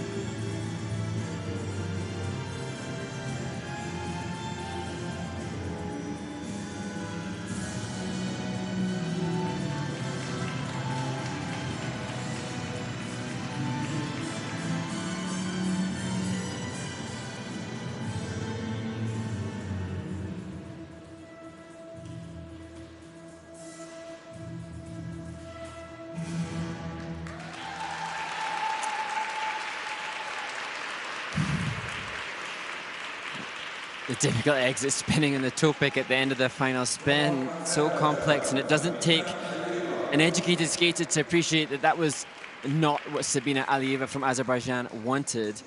And it just signifies to me, Ted, the importance of the mental training, or sometimes the very great need for a psychological support for these athletes to deliver, because she's capable.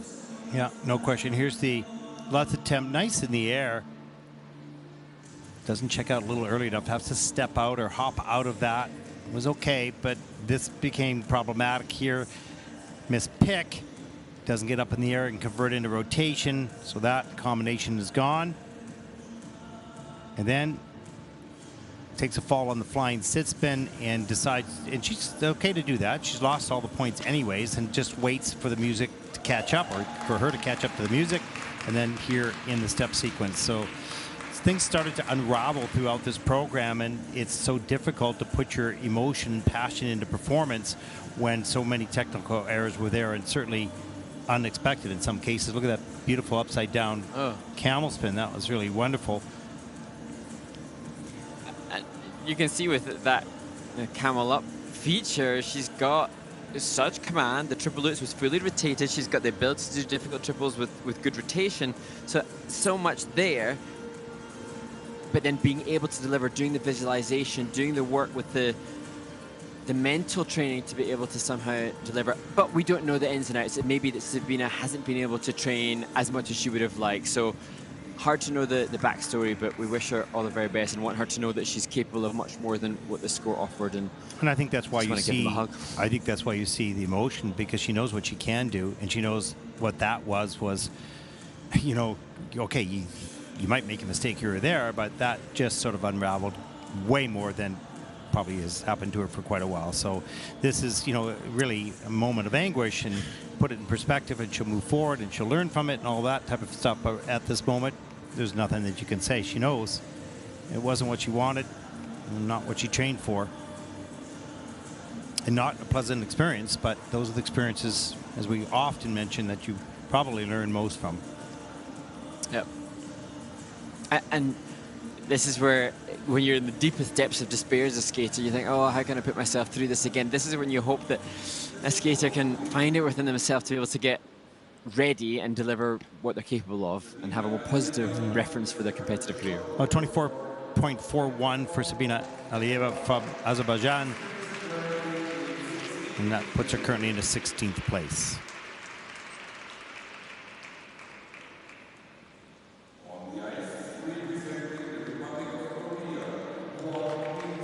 Our next competitor comes from the Republic of Korea. Minso Kwon, 14 years old, second Junior Grand Prix season. Quite a successful year last year. Fifth in the Junior Grand Prix final. Fifth in Senior Korean Nationals. Lots of experience.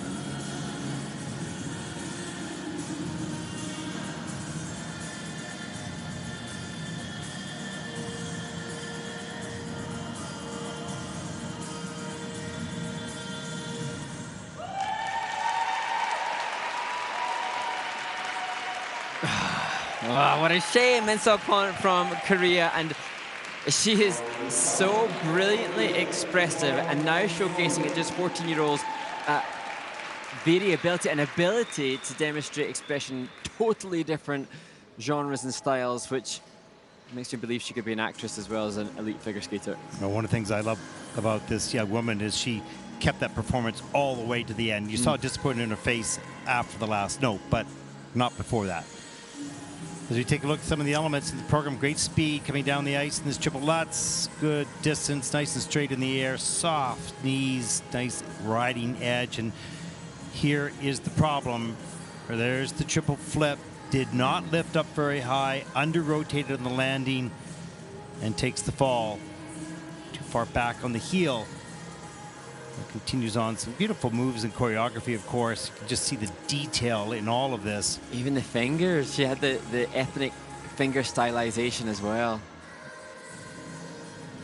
The mudra between the thumb and forefinger, just that showcases the amount of effort that they go to. No matter how she felt about the mistake, you didn't see that in the rest of the performance. That in itself is a skill. And Minso, obviously, as you said, 5th at the Junior World Championships, and she was just behind Jia Shin, the current leader at the Junior Grand Prix Korean qualification competition. So she's done well domestically again, but she'll be disappointed. She would have wanted to be close to her compatriot. But it's not looking good with what we can see from the inputs, dropping some levels as well, even on the flying sit spin, which will be uncharacteristic for her as well. Yeah, this is a big surprise. Her personal best was 66, and this is a 50.10, and that puts Minso Kwan currently into 7th place. Which will be a bit of a surprise for her, but sometimes you need those. This is not the end of the season. This is only the beginning of the season. Not certainly what you wanted, what you planned for, what you worked for, but this might help her get the results she wants at the end. Sarah Hopper from Austria up next, 14 years old. First Junior Grand Prix event. And how exciting is that? You can see her just gathering in the moment as she takes a starting position. It's a thrill skating in front of friends and family and colleagues at home in international competition. She'll skate to What About Us by Pink.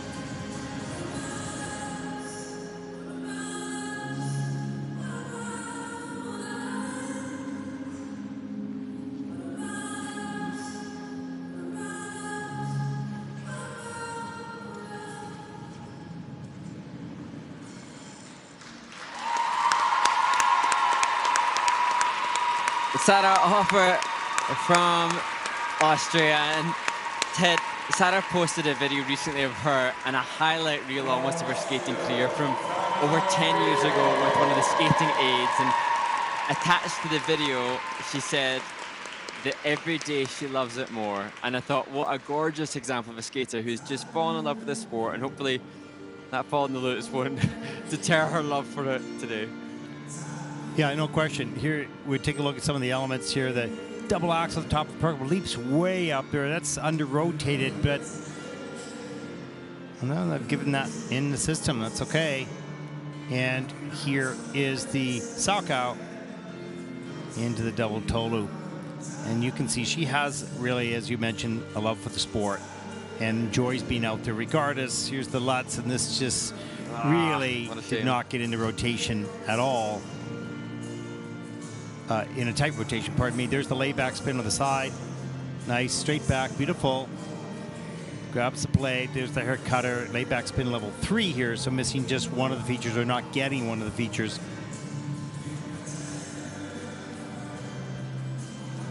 And you can see reaching for the sky there, and she had a beautiful smile on her face and enjoying this moment.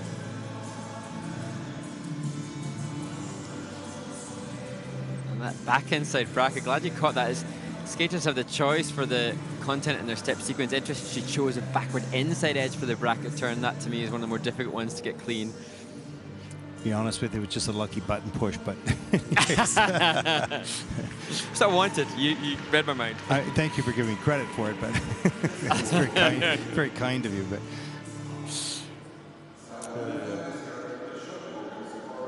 there's the score, 35.44 for Sarah Hoffer from Austria. That'll put her currently in the 14th position at this point in the competition.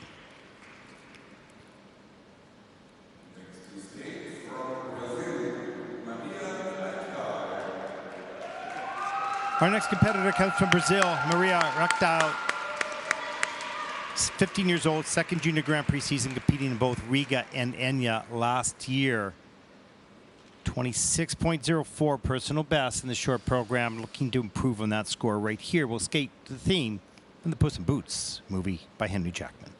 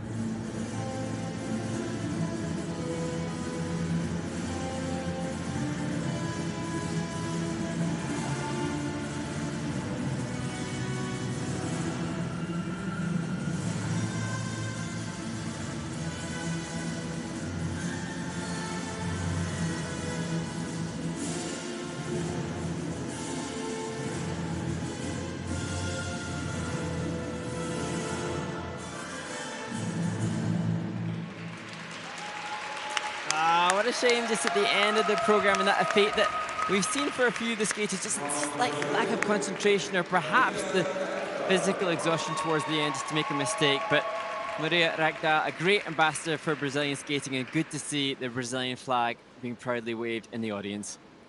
Yeah, that was really unfortunate, unexpected as well. Like everything was going pretty well throughout this program and just took a dip there. We'll see what happens in that.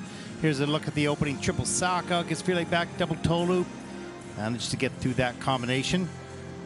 Good speed and aggressiveness throughout the program. You know, obviously needs to work on some of the positions, better posture perhaps. There's the double Lutz, get the free leg back, point the toe. Just some small polishing details. Good traveling 3 turns into that back camel spin. And difficult variation here is camel spin is in at a level 3. Well, this is the change combo spin part. I mean, there's the fall right at the end there. Yeah. What a shame. And she's so entertaining. She's really proactive on her social media, really shares her experiences as a Brazilian skater and all the challenges that she's had in trying to find ice time. She's been able, through some of the ISU's initiatives, to train part of the year in Italy as well. So I think that's her father that's here with her as well. He's obviously so supportive of her pursuit to be an Olympian in the future. That really has been an ambition that she's been quite vocal about wanting to achieve.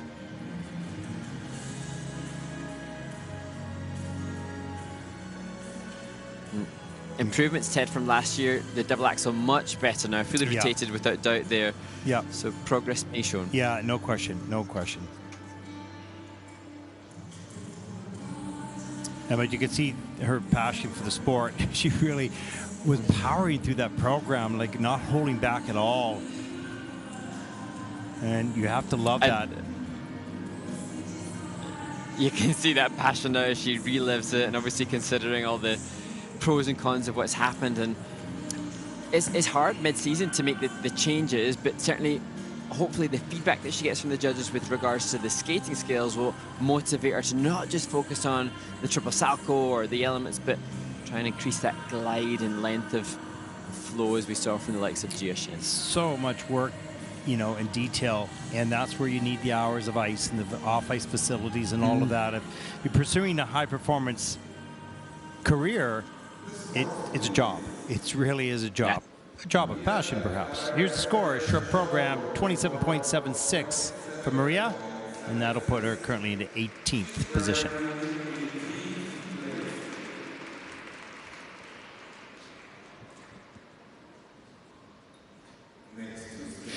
Our next competitor comes from Spain, 19-year-old Nuria Rodriguez Serrano. Second Junior Grand Prix season, Spain's junior bronze medalist. A 34.82 personal best last season on the Junior Grand Prix. And she'll skate to Golden Eye by Tina Turner in the theme of James Bond.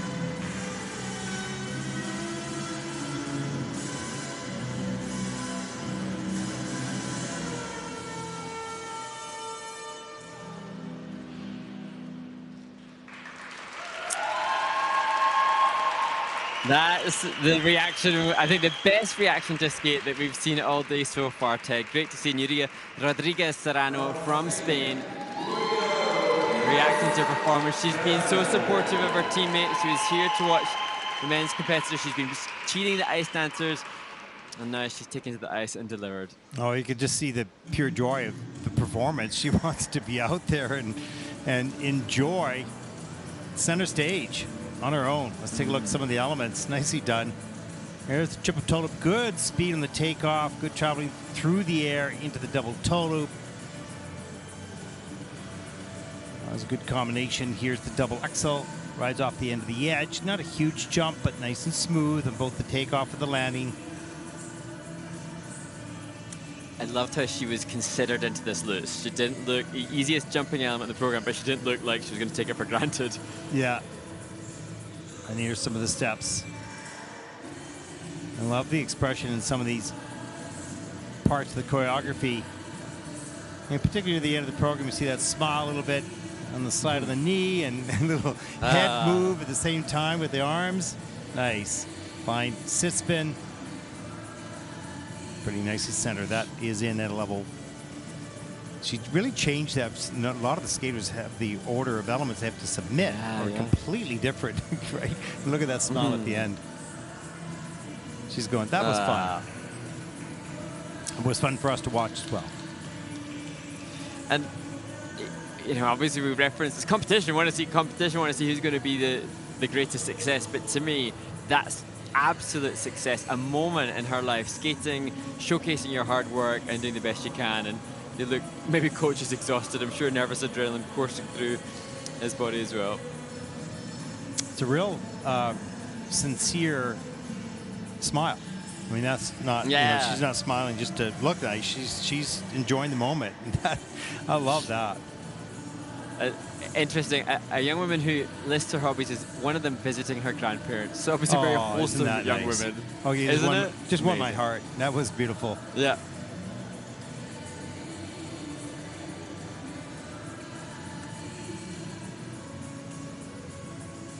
So she waits to see if she can get a PB with what she's offered. 34.82. I think she can beat that score with this program. Really good performance. Probably higher PCs than maybe she's had in the past. I don't know.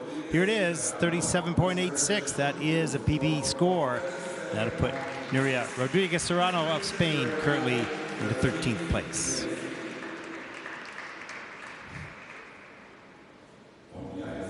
Well, the final skater in group number 4, 14-year-old Charlotte Jens from Belgium, first Junior Grand Prix event, coached by Marianne Jansen, skating to Fire Dance by Illumination.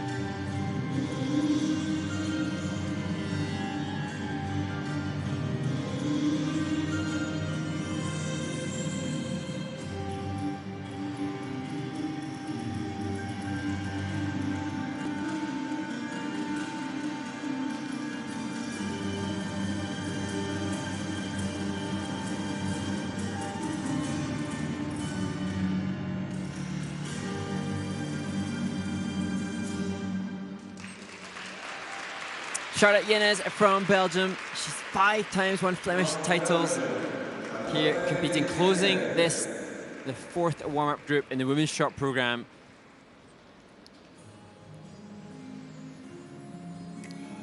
Certainly powerful skaters. We take a look at this triple Lutz to start the short program.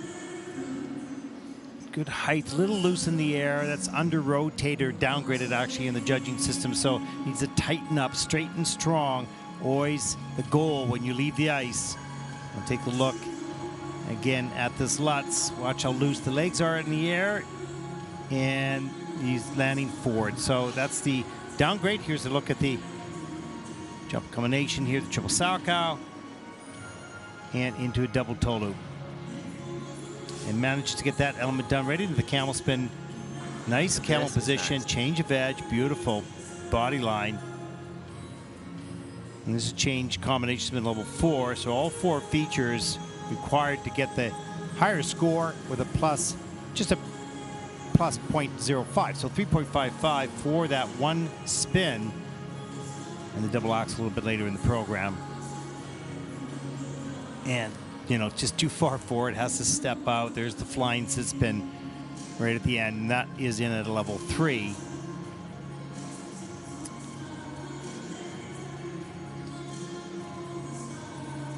Strong skater, but sorry, go ahead, Mark.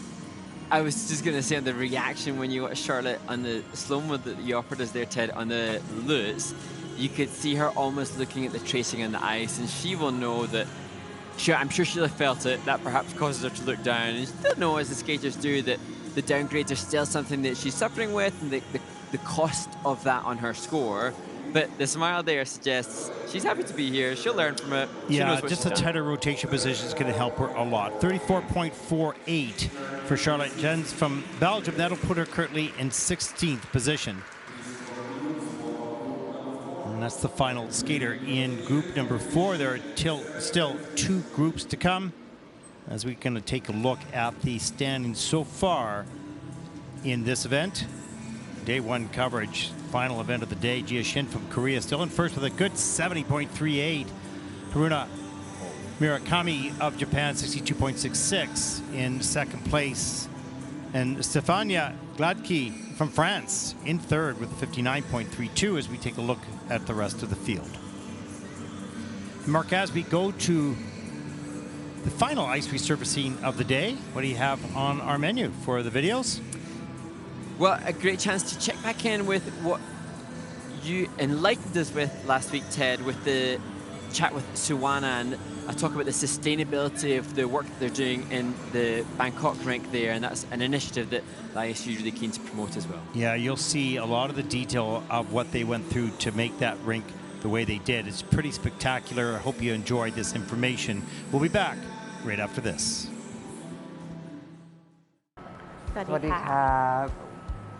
Hello, welcome to Thailand.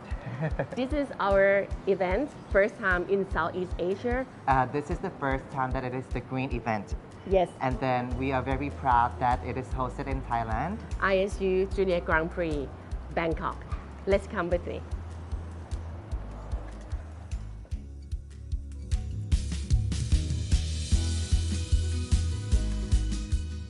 Here we are. IRIS International Training Center, the ISU Center of Excellence. So this is where Thai athletes are training, and this is the venue for the JGP Bangkok. And not just the Thai athletes, right? Yes. We have a lot of skaters from neighbors countries. Yes, so not only our neighbor countries, we have skaters from around the world. Oh, cool, nice.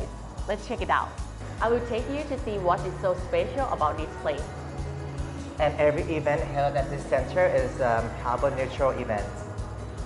Yeah, we are the first international skating union center and also the Center of Excellence that install with all recycled materials.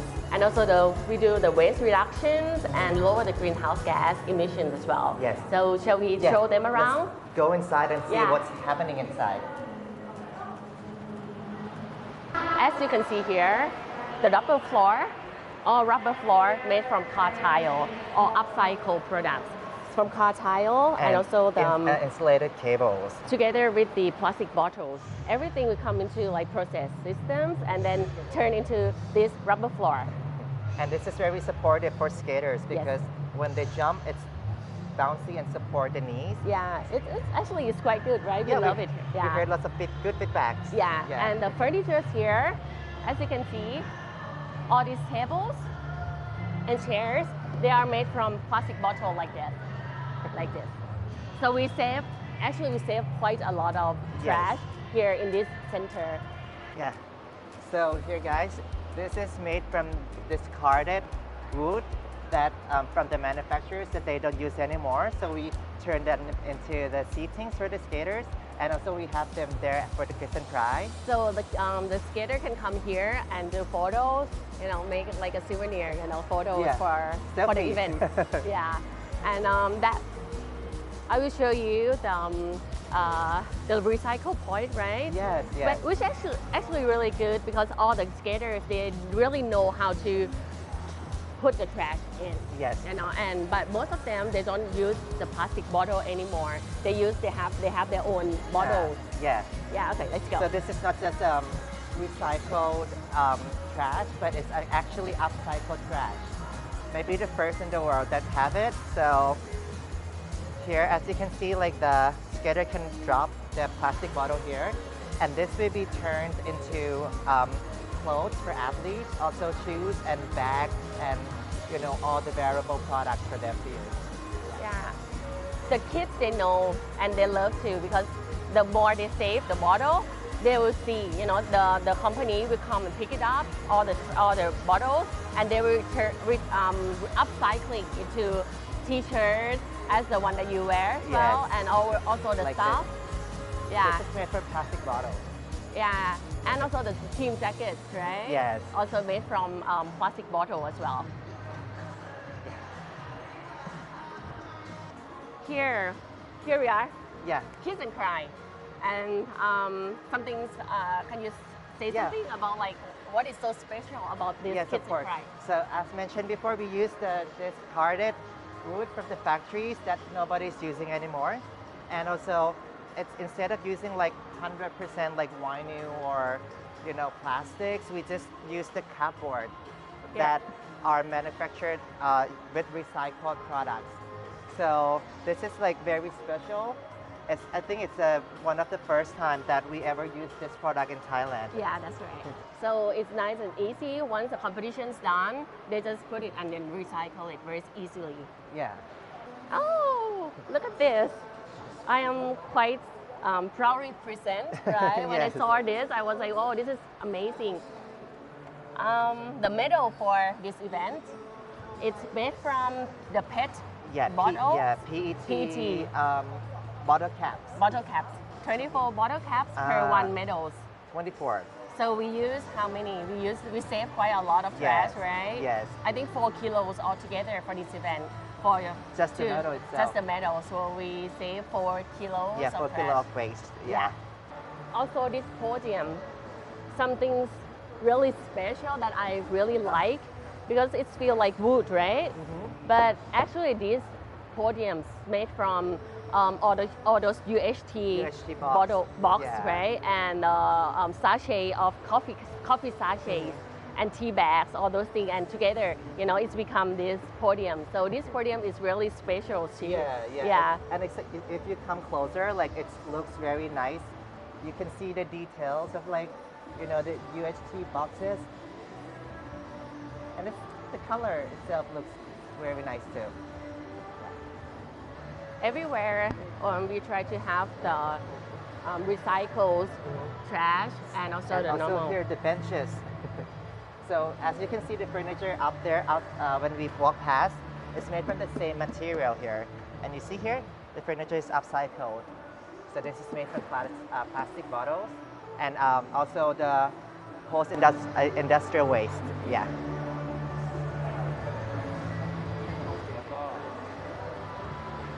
Yeah, so here we try to encourage people and the skaters, all the visitors to be always think about the environment. So we put on like signage here that using how many water per minute save 6 liter of water and 145 trees in 1 year.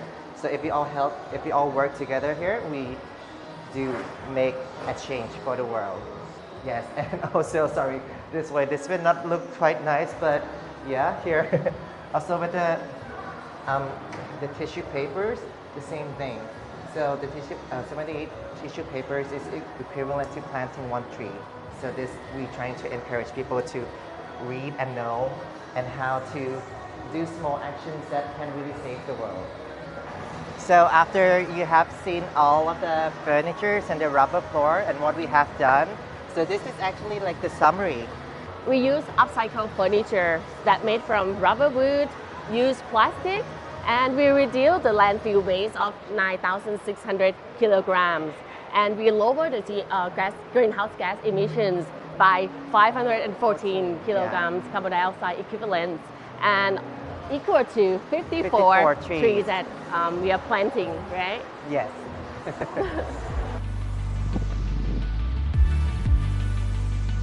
Okay, we are here at the dining room. Yes, and so here, apart from the food, right? How do we make the zero food waste? Is to have the help from these machines, which whatever the trash, the food waste, we put it here. And as you can see inside here, it's just transform and decompose the food waste into fertilizer. Yeah, so we try to encourage all like the participants in this event to be as much concerned about the environment as possible. And not only that, we have this one, we also have the packaging and like the containers. Normally then you may be more familiar with the biodegradable, but this is not biodegradable. This is called biocompostable, which what makes it different is that biodegradable is when you leave it for a long time, it will turn into like a small microplastic. But with biocompostable, it won't, because the plant, let's say the plants can absorb everything. Yeah, so it will not turn into like small pieces of plastic. Wow, that's a good. So this is like how we encourage all these little things. So I did not know about the word biocompostable before. Super new to me. Yeah, right. Yeah, so you can see the cups that we're using, like the plates and like the bowls, everything. It's biocompostable, right? Yeah, biocompostable. So it's like small thing that's counts. Yeah. Wow, that's interesting. Yeah. The team leaders meeting is about to begin, so shall we say goodbye to everyone? ค่ะไปก่อนนะคะ สวัสดีครับ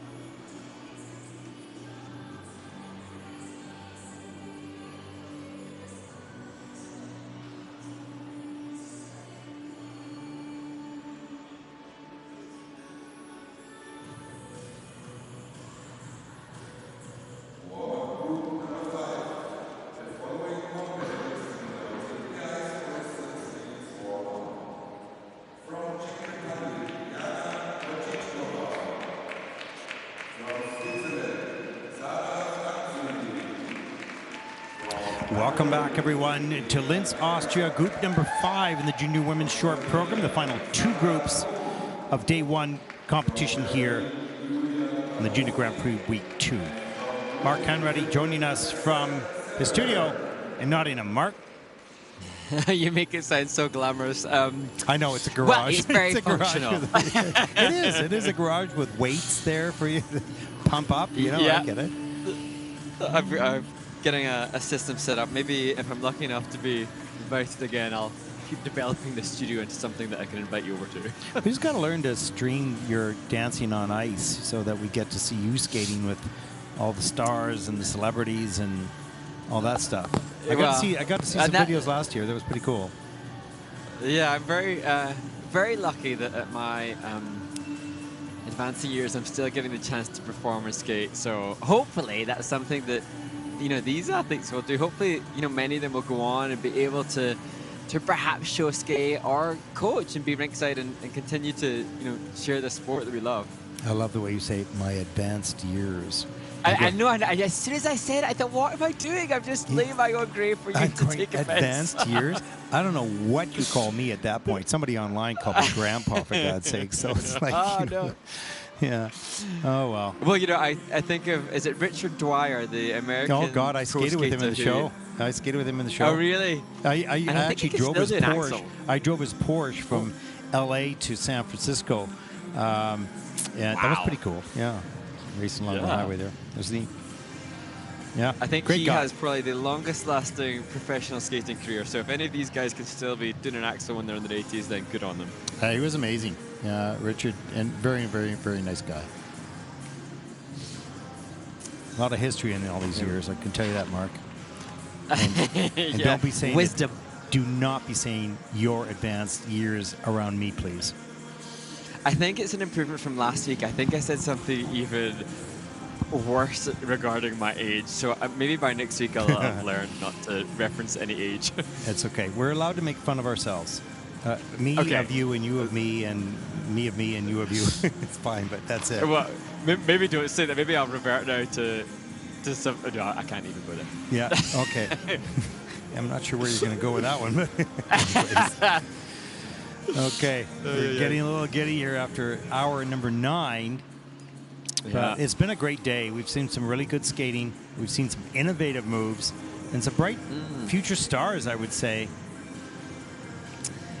What I think I've noticed on the whole today, there haven't been many changes by the technical committees for this season, but some of the exits to get the callable difficult feature on the spins, I think that's something that I've really enjoyed today, seeing some innovation within that. Yeah, it's true. That's been a highlight, how they exit some of the spins, particularly on their knees. And, you know, in my era, if you were skating on your knees, it meant you had fallen. You had fallen, right? Yeah.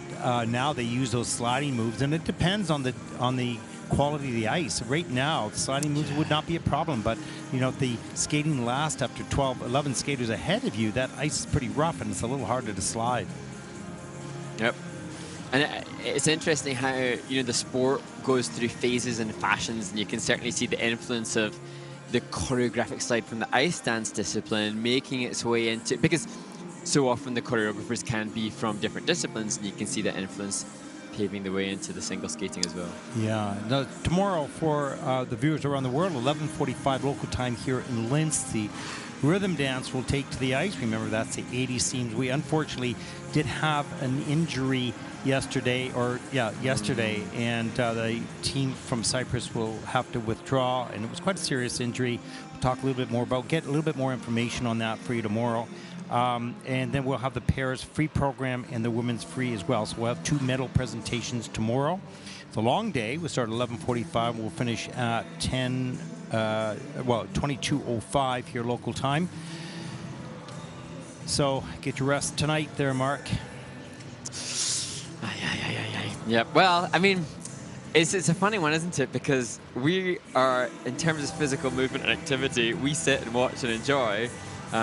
But it's quite a roller coaster, because we're all invested in these skaters and we all want everybody to do the best. For me, watching Sabina Alieva, who skated from Azerbaijan, and she was disconsolate in the kiss and cry. You know, you feel for them. You really do want the best for everybody. You really do. And, you know, you want that for every athlete, but particularly here in the juniors because it's sort of a, you know, you can get a little lost in everything, your emotions and your anticipation and your hopes. And you just want them, regardless if it's a good or bad skate. We've seen some of the skaters not have their best skate, but come off the ice and say, I love doing that. That was awesome. Big smile and enjoying the moment. That's what we look for. But at the end of the day, this is competition. There's going to be people that take it differently, and that's quite okay. It's individual. Yeah, and I think that's, you know, something that we would be really keen to push for the fans that are watching. You know, we see some of the comments on the YouTube and the like, and I think it's just really important for everybody to recognize and appreciate the volume of work. And sometimes I notice in life, not just our sport, but those that pass comment the most are never the ones that have done the act of skating. You know, those that are quick to criticize rarely seem to be the ones that appreciate the level of difficulty of every one of them. If they haven't skated, they wouldn't know. But they do like it, the viewers, and they watch it, and they have their own opinions. Unfortunately, not a highly educated opinion because they haven't done it. And I don't mean the intent, and the intent is good, you know, but as we get moving into group number, what are we on? Group number 5. Yeah, we're on to definitely. Here we go.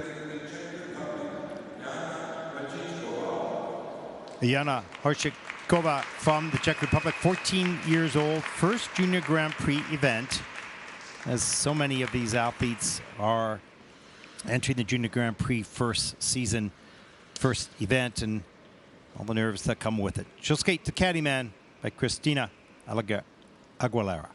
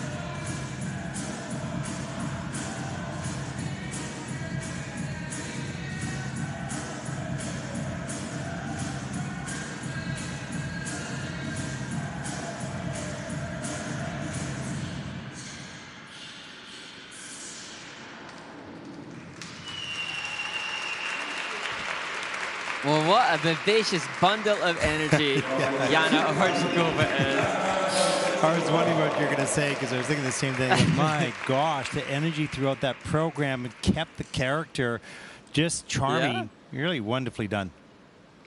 And, you know, the choice of music, Candyman, it's not something, you know, you play to your strengths.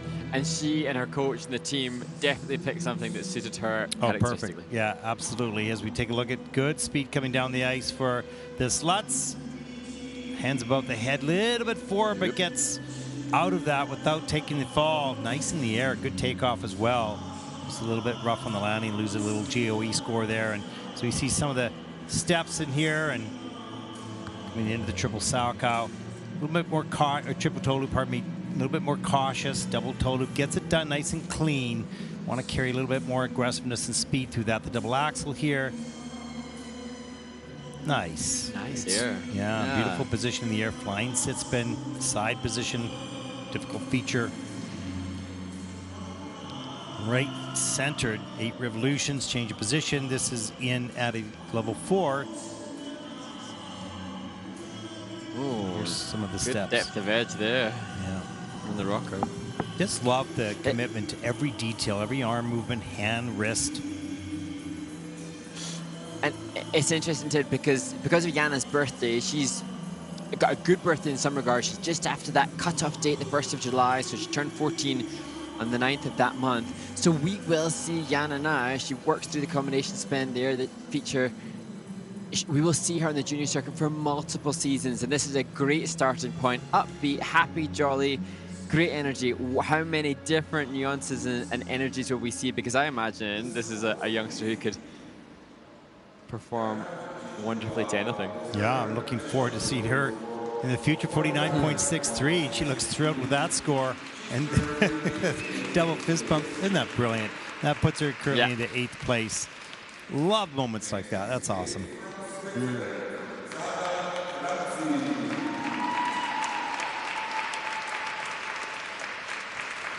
Well, from Switzerland, Franzi,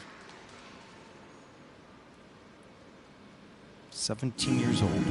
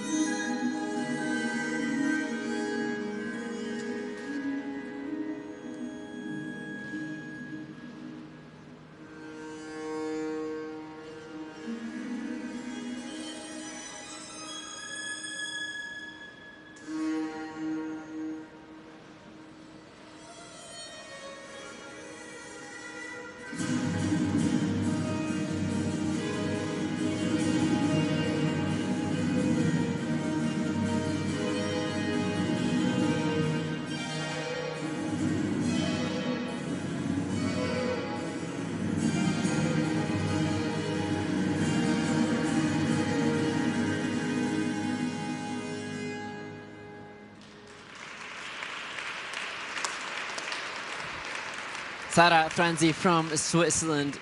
Now, she will be, I'm sure, so frustrated to have had the pops in the big elements. She was intending triple toe combination and a triple to start the program. She just shrugs her shoulders as she returns to her coach. But she had almost a senior packaging. There was a story behind it that was so much more than junior. Absolutely love what the attempt on this program. There's the pop on the Lutz. She had a character and a theme and a story, perhaps, and she carried it all the way through. You could see the disappointment on her face on that Lutz. Meant so much, and comes down the ice. There's the double axel. Gets that done. Good soft knees and really nice positions here on the sit spin. And the step sequence, which I do have moments of, this is another pop on the loop. Wow. You can see just the legs didn't even get straight. Feet were not crossed. Had to bail out of that a little bit. But watch here the detail, the patience with every move. And she has an expression throughout the program which sort of captures your eyes, if you will. It's interesting, she trains in Champéry, one of the International Skating Union's centers of excellence, and here with coach Angelo Dolfini, she works with Stéphane Lambiel in choreography. So, like I said, the packaging for seniors, she trains with the likes of Shoma Uno and Denis Vasilyev, elite seniors. So she's knowledgeable and educated, but she knows now. She's just reassessing what happened for the Lutz and the loop to cause those mistakes. I remember the skating of her coach, Angelo Delfini, representing Italy, 40.91 for Franzi from Switzerland. That'll put her currently into 13th place.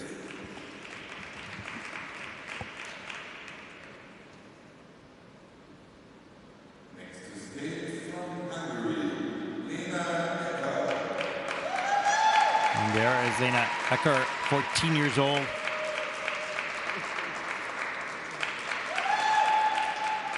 And she'll skate to perhaps.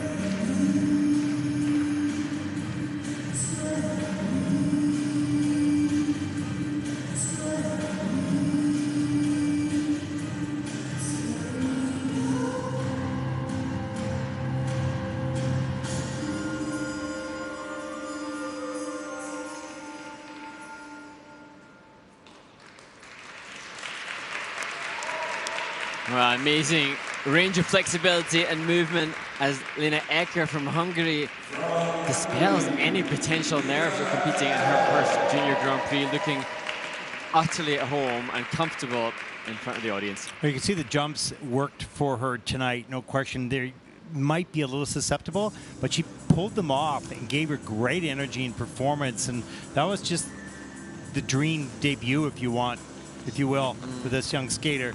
As we take a look at some of the elements, here's the triple Salchow, great distance and height up into the triple toe loop. That is under rotated, downgraded, in fact, in the judging system. And this Lutz, let's take a look. Good outside edge on a lean, but gets the free leg out just in time to hang on. That is in with an under rotation. The double axel, watch her leap off the end across the ice on the double axel. I just noticed that the axle, big elevation, but on the exact same place on the ice as the Salchow. So potentially judges will think about that when they come to give the composition score. They would prefer more ice coverage and transition. I think Lena would be pretty happy with that performance here, whatever the score is. And that's the ideal. That is the absolute ideal. That now, ideal situation, of course, is everybody gets a personal best and they're delighted with it. But the skater isn't fixated now on score because they're so self-satisfied, and the scores are just then a reference point and like getting a lesson from the panel rather than. When you skate really well, you're thinking, okay, this score is going to be really good. You don't know. I mean, can you feel there was an under rotation or the downgrade? Probably the downgrade, you're going to feel that. But some of the little things that you may not know are being reduced because of a missed position or whatever. But the program felt good. And so we'll see what her reaction is here. That was a strong program for her. She came off the ice with a big smile and lots of energy in the kiss and cry. Let's see the reaction to the scores. She doesn't have a personal best in the Junior Grand Prix, so this score will be her benchmark, if you will. And then she gets the chance to compete again. Lena is listed for the final Junior Grand Prix in Yerevan in Armenia, so she's going to get the feedback now, and then a great amount of time between her events to be able to go back, train, and hopefully make some improvements again. And we will both be there in Yerevan. I've been there before. It's such a fascinating city, and that part of the world as well. And it's a great place to finish out the Junior Grand Prix season as they enter into the Senior Grand Prix after that. And they're just waiting anxiously now for those scores. You can always tell that the scores matter. The longer away from the skate, the more the scores become a factor in the skater's brain space. Exactly. You can see the smile is getting, a little smaller here. Thinking about, okay, why are they taking so long? Clasping the fingers, writhing the hands in hope. Now it's moved from joy to, what's up? What have I done? The 5 reviews have been made, and there is an downgraded triple toe loop on the combination, under rotation on the triple. Lots of those flaws will cost a little bit.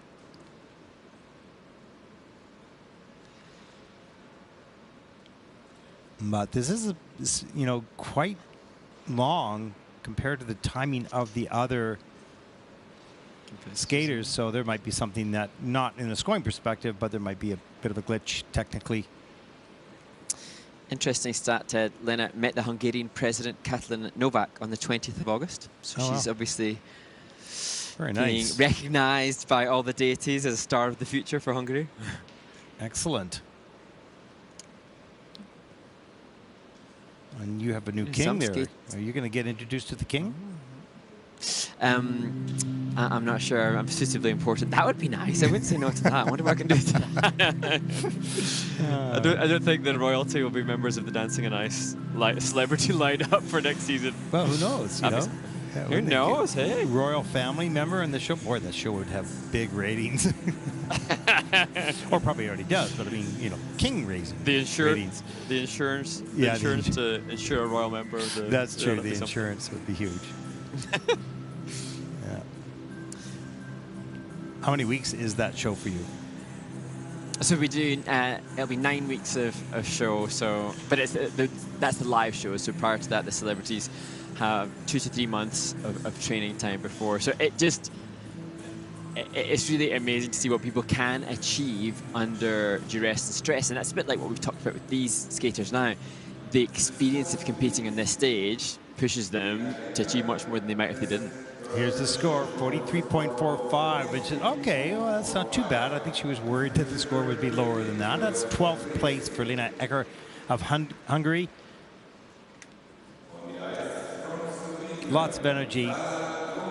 Good job. Just some downgrades under rotations to affect that score. From Slovenia, Zalek Grum, 14 years old. 33.87 personal best in the short program from last season. She'll want to up that score here right now.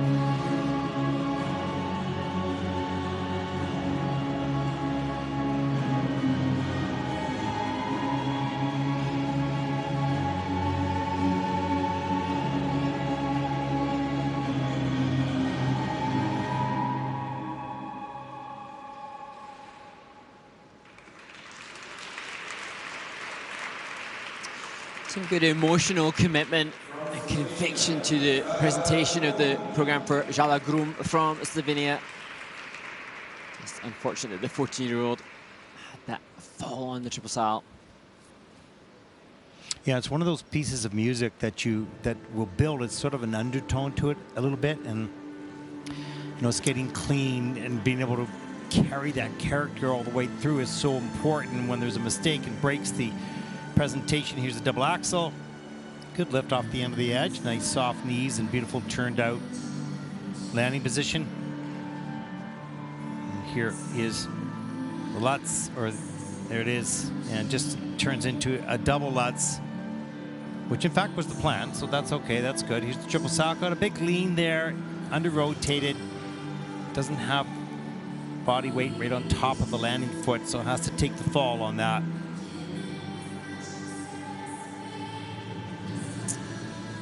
I like that, the back pivot at the end of the rocker counter loop.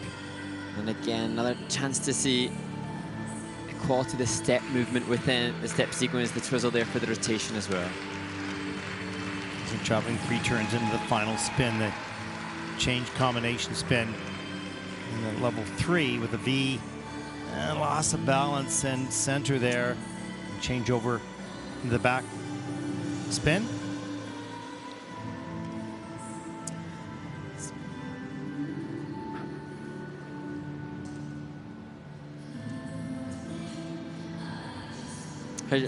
Zella's sister skates as well, so the family, I'm sure, all hopefully supporting, I'm sure cheering, either back home or here in Austria. And you know, so much the commitment from the family. And if you've got a sibling that skates as well, I'm sure the parents' lives are totally devoted to pursuing the goals of Jala.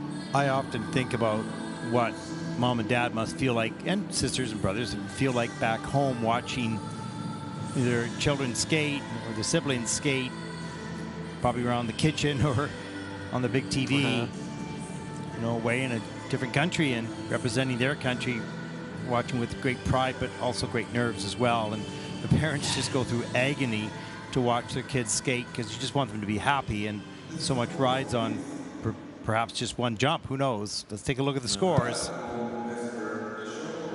For Zalagram from Slovenia, 33.33. And that will put Zala currently into 20th position.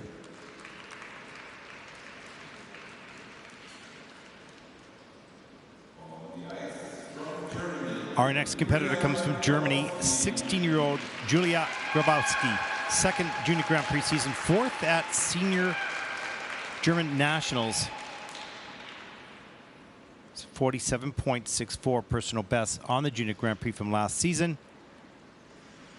And she'll skate to Esperanza by Maxime Rodriguez.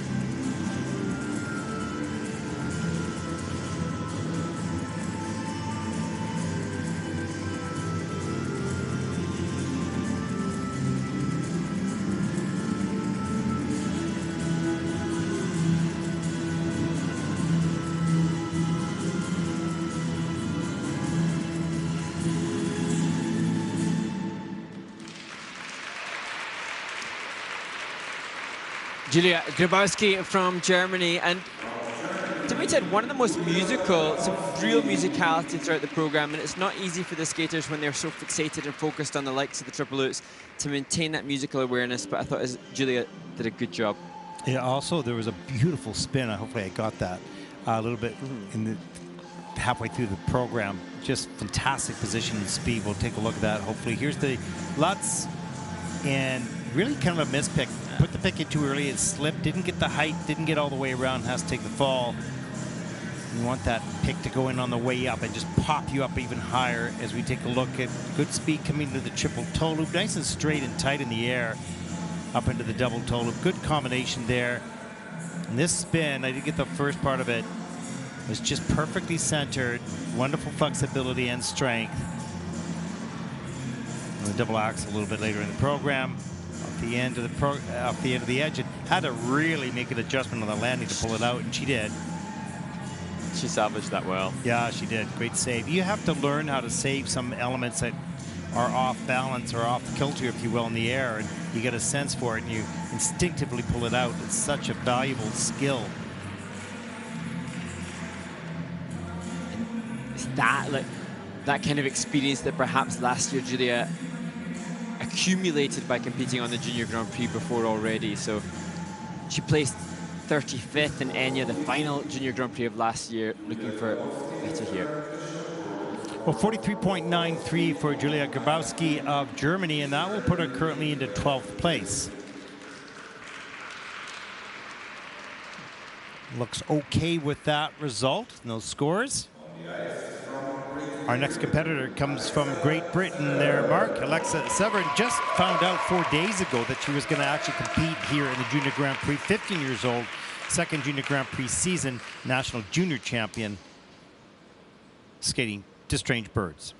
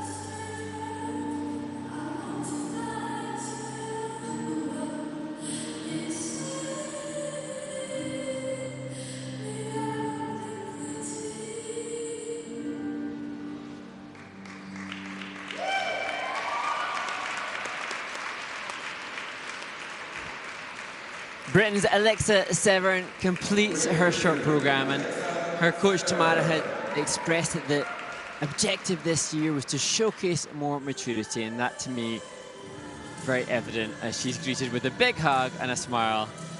Absolutely. I really love watching this young woman skate.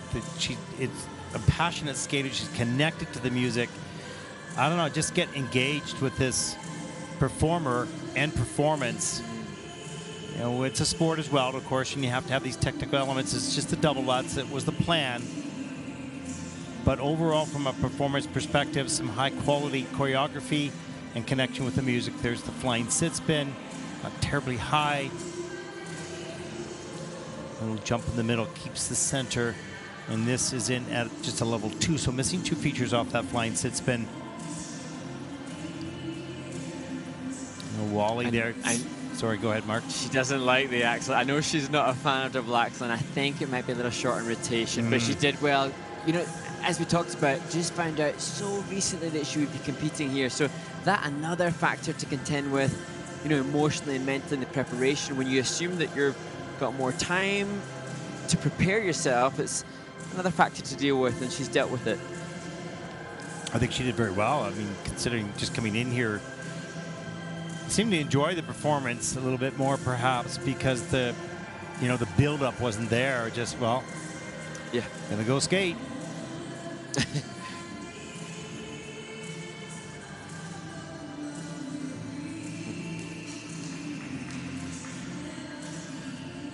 She trains at the National Ice Centre in Nottingham with Tamara, working hard there. Short program score 37.45, and that'll put Alexa currently into 18th position. A very supportive coach and classy skater, that's for sure. Final group takes to the ice for their 6-minute warm-up. Mark, it's been a long day. We're down to the final 6. Here we go. There's the start order for group number 6.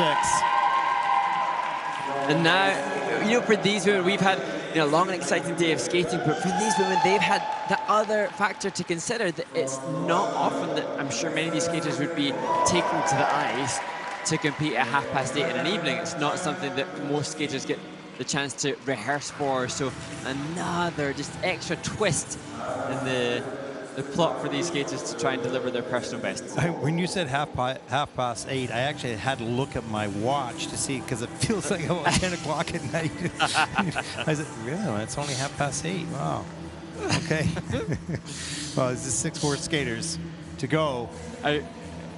Well, I hope that, Ted, when you head back to the hotel, I remember working with you last year in the Junior Grand Prix, and so often we would be the last ones to get on the bus, the first ones to get on the bus to leave, last ones to leave, and there'd be no food left over. Well, that's why you're doing the highlights there, buddy. Oh, it's so nice to have a team. I've done this for so many years by myself, and now I'm going, how did I do that? I didn't talk as much, obviously. Well, in most of the warm-ups, I wouldn't say really anything. It would just take, we break or I'd go watch the warm-up live, because you have so much more, you can see so much more what's going on in that session prior to the competition, of course. So, but it's so much more fun having you here, and more informative, and lots of background information as you dug up. And that's, again, the great segue for me to say, please, coaches, please, skaters, do feel free to contact us, share your experiences, share your stories, so that we can represent you, and that we can share, you know, the challenges, the excitements, the objectives, the missions, the frustrations, all of it. We want to share, you know, your plight. Yeah, some of the little backstories that, as we said, we saw with Alexa, just here, 4 days, knowing that she was coming here, and I just heard that from her coach and her just the other day. So, we get here, we've done some homework, but we don't have all the background. No. And so you can send us your information and see how all that fits into a very short period of time. We get to talk about each one of the skaters. And obviously we're here to comment on what we see, and we have to describe what has happened, but sometimes we're not made aware of, the the happenstances that come into play, like the injuries that sometimes, you know, plague an athlete, some of the, even the, you know, especially for these youngsters who are still getting to grips with, you know, elite level international competition, there may be family stuff, there may be coaching stuff, there may be so many variables, and, you know, it's great to know how we can, you know, represent them. Yeah, and I also feel that, you know, they have other, some of them, you know, are musicians, or they're playing their sport, or they're doing all other activities, which would be a great part of their story and background as to the athlete's life. So we're love to share not only what we see on the ice, but if you've got other aspects of your life you're rather proud of, academic achievement or in the arts or whatnot, we're certainly really happy to make that part of the story. Yeah, I think that's why I'm sorry when we see it for some of the videos we feel like came from World Championships at the ice where we see, you know, the interaction between Kimmy and her coach, who's her sister, and just, you know, realizing the humanity of the athletes, because, you know, we forget that they're humans. They might be working on a triple lutz and fixated on, you know, the positive features of, you know, their spins, but, you know, they're all humans. You know, the amazing thing is when you watch them, these skaters in practice session, and then they come out all dressed up, you're going, it's not the same skater that I saw, you know, because they look so different. All, you know, the hair, the makeup, the costume, and really the maturity they take on into their performance. It's just amazing. You know, especially step up into a role of maturity and performance ability on, you know, the West End stage or Broadway. They're trying to exude a character. Team America in the house, staying up late. Eliana Peel, groove on. There she goes. Boy, she's got a lot of energy, eh? Wow. She actually dances quite, so she has an excuse to be that energetic. Yeah. And that's the reason that they're here. Josephine Lee competed also at and I was in Boston for the Cranberry Open. What an incredible facility there is. We see a nice triple flip. Probably the nicest skating facility that I have ever seen in my very long life. I was going to mock you. Yeah, I know.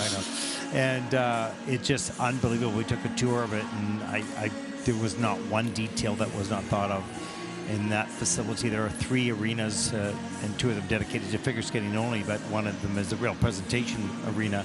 And it's a great competition at the end of the summer. Some of the top Americans and Canadians get together for that competition. First time I was there, so I really enjoyed it. Josephine Lee was there. Didn't maybe have her best skate there. Maybe she's saving it for here. We'll see very shortly. And it draws our attention to the many domestic events, and I think more so for juniors than perhaps for the seniors. Some of the more seasoned campaigners in the senior ranks will reserve their first performances for the senior Bs or the Grand Prix, but for the juniors, they will be amassing as much competition experience at domestic events as they can.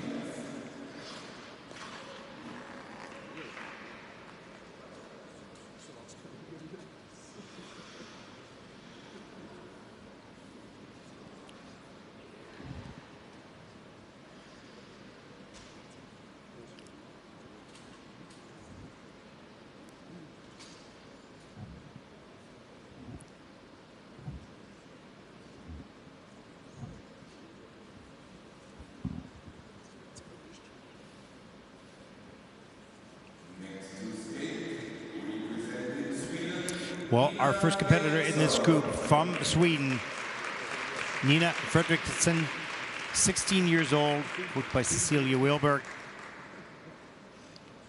42.44 personal best at the World Junior Championship in Calgary. Skating to Nocturne by Secret Garden and Beating Heart.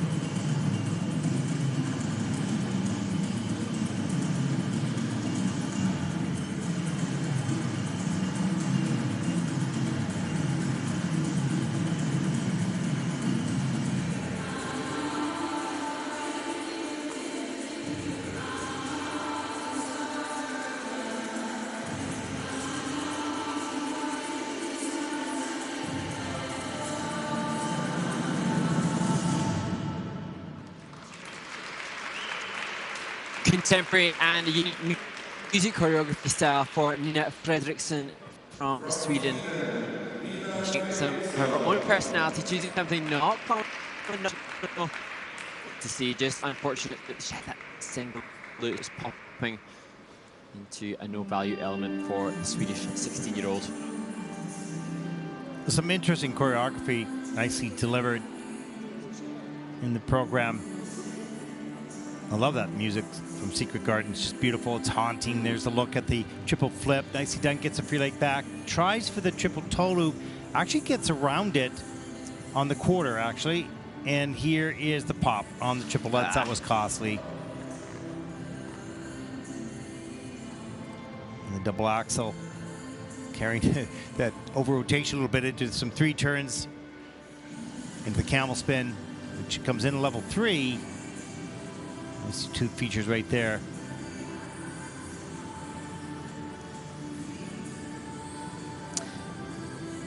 There, that movement, Ted, you can just see if the music's turned off, you can still see that there was a different vibe change in the choreography as you see this slide.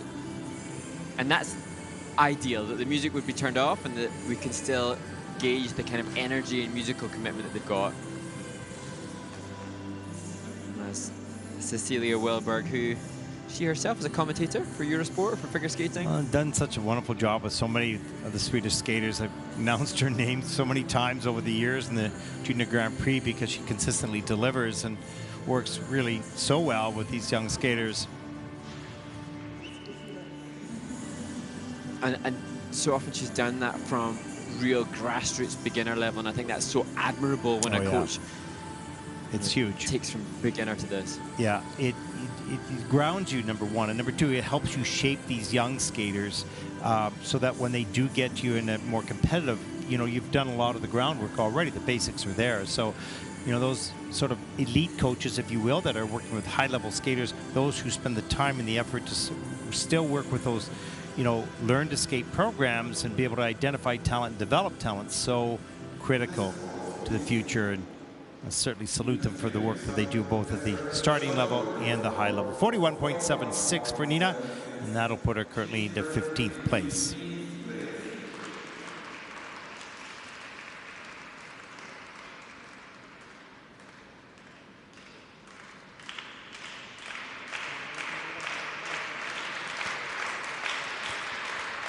And there is our next competitor, who comes from the United States.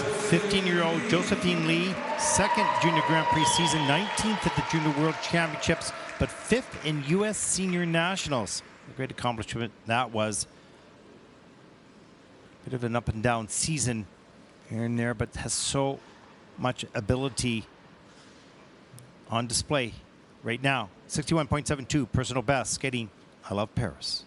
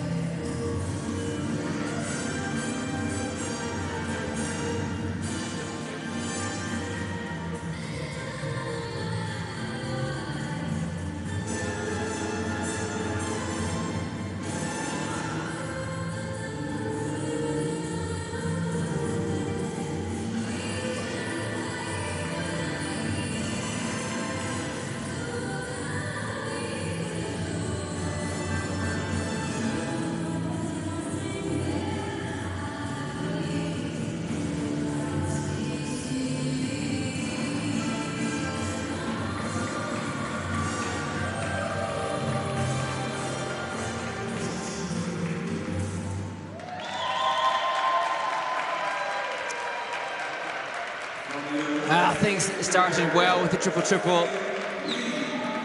Unfortunate fall on the triple is an error that has plagued many of the women competing today for Josephine Lee, the 15-year-old born in Newport Beach. Well, such a solid triple-triple combination.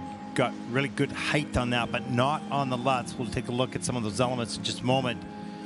And had good energy throughout the program. PCs are going to be helpful for her here, and that combination as well. Here's the double axel off the top of the program. A little wonky in the air, not really tight in fast rotation, but gets it done. But watch the lift. Way up. Triple flip. Triple toe loop gets around. Nice. This one, not quite the explosion off the ice. Just sort of a dead pick and didn't get enough air to get that rotation checked out early enough. And has to take the fall. There's the split jump in some of the steps. But beautiful energy throughout the rest of the program. Good choreography. Those steps come in at a level 3, so total 4.01 points for that one element. And the flying sit spin a little bit later. Lose a little bit of speed on this element. And in only at a level 2, in fact, so just 2 out of the 4 possible features. So her personal best is 61.72. I don't think she'll reach that score here tonight. It's all those small details, isn't it? The under rotations pull down the tech score, the grades of execution, the double axel being not optimal, so got less pluses on GOE. All these fine details, dropping a couple of levels on flying set, losing a level on the layback. So the initial impression that Josephine may get of a score may be disappointing, but the PDF will give her the chance to get that feedback that she'll need to carry forwards towards the free skate tomorrow. Let's take a look at the short program score for Josephine Lee, 51.15. That is 7th in the short program so far in the competition. And that's a good 10 points off her personal best, so she'll be looking to redeem herself a little bit in the free program, which she's certainly capable of as we take a look at our next competitor, Maria Elise Keljuler from Estonia.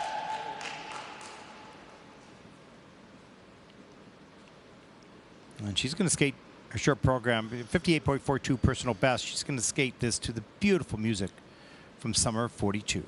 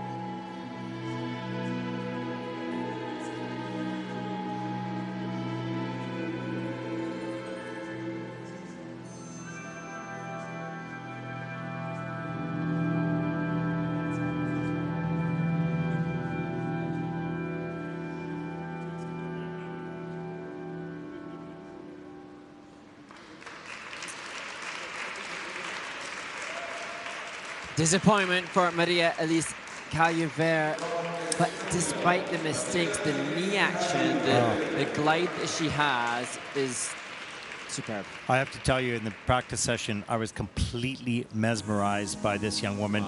Just captivating. Such a beautiful, beautiful skater. Did not have her best skate. Disappointment with that, and she's going to lose points. But this is a wonderful, talented skater. Here's a look at the triple flip on a big, huge lean. Somehow keeps on top of her feet. And then the triple Lutz. Good speed into it. Again on a lean, and has to take the fall. Not on top of the skate, on the landing. And here's the double axel. Had to really focus on this. Rides off the end of the edge. Gets it done a little late on the free leg, but manages. But it's the rest of the program that's so impressive. And she didn't even skate it to the level that she showed the other day, because of course a little disappointment with some of the elements. This is a wonderful skater with a wonderful future. Not perhaps a wonderful night for her. Look at the beautiful position in the flying sit spin, change of edge right there, perfectly centered. Such skill. And she's worked with Stéphane Lombia, the former world champion from Switzerland, and she's trained in Japan and May and Kyoto. She's spent the summer with Stéphane, and she's has amassed that maturity in her movement. Just technically not the day she wanted. Yeah, she's going to be disappointed with the score, that's for sure. The score is 47.08 for Maria, and that'll put her currently into 12th place. A skater that has the ability to be in the top, no question, but not tonight. It's sport, and there were mistakes, and they were costly, but a beautiful performer.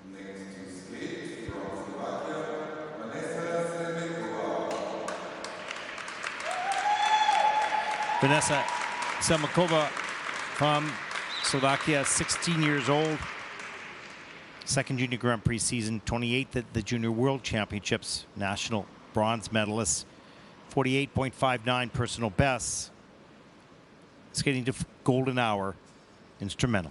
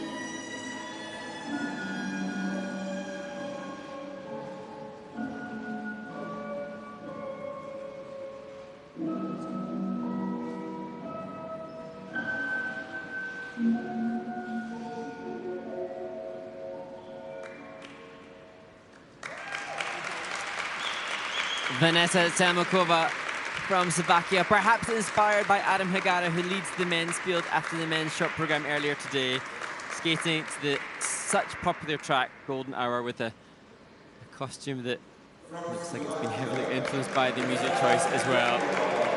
Leaving the looks late in the program, Ted, it's risky, and although it wasn't perfect, I think all in all she should be fairly satisfied with the performance. Oh, absolutely. I think that was a really good performance and captivating in many ways, and maybe not a perfect technical performance, but she comes off the ice. I'm pretty certain happy with that. Let's take a look at some of the elements here. Good speed into the triple flip, touchdown with the free foot into the double toe loop. And it looks like the touchdown might be a little bit of a habit. We also see that, I believe, in the Lutz. Here's the double axel. Watch the moves after this. Great deep edge, change of edge, lean back. Just beautiful. And here is the triple Lutz. Watch the landing. Both feet hit the ice at the same time and under rotation as well. Although that's given to her in the, no, it's a downgrade on the judging system. So there you go. And here's the final poses. Capturing the goods again, Ted, on the slow motion. Yeah, you like that, do you? Yeah, nicely played. Well, it's next week. You're going to be pushing these buttons there, buddy. Oh, God. Forewarning to the fans watching the sport. 8,000 kilometers away, I'm going to go, what was that replay? As we take a look at the exactly. change combination, spin level 4. Beautiful change of edge there. Nice position.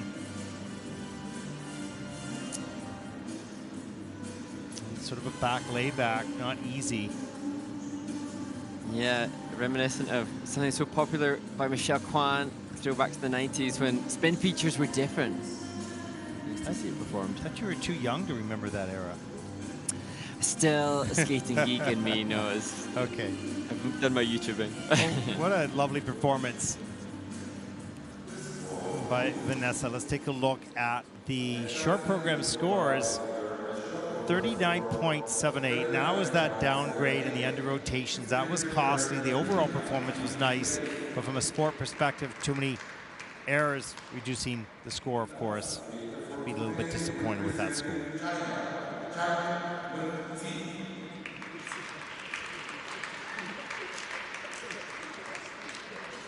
Our final competitor from China, Nanki Zhang. She'll skate the short program, closing out day one competition here in Linz to Guitar on Fire and to Gypsies by Alex Fox.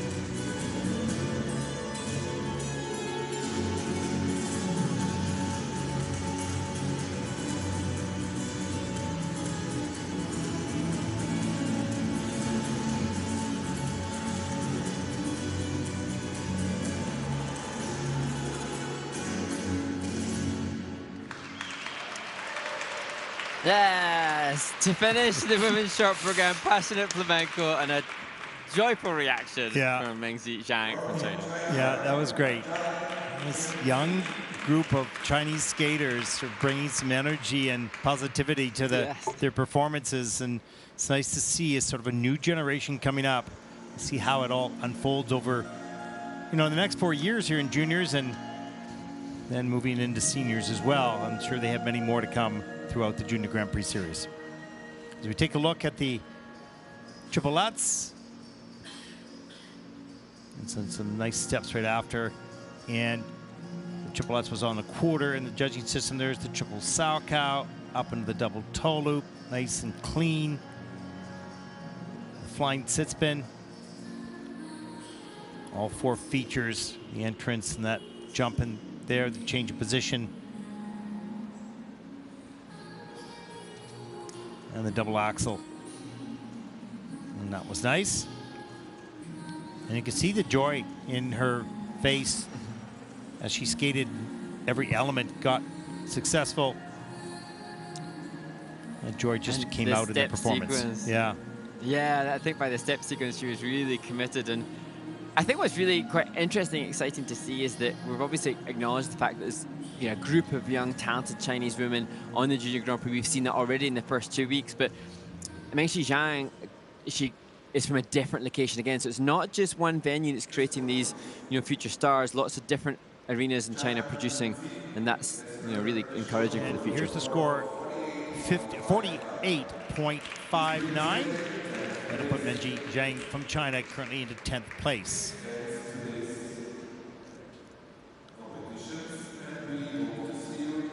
And that concludes the coverage. We'll take a look at the standings after the women's short program. It wasn't stellar skating. There's some stellar skaters, but there were some mistakes throughout the event, of course.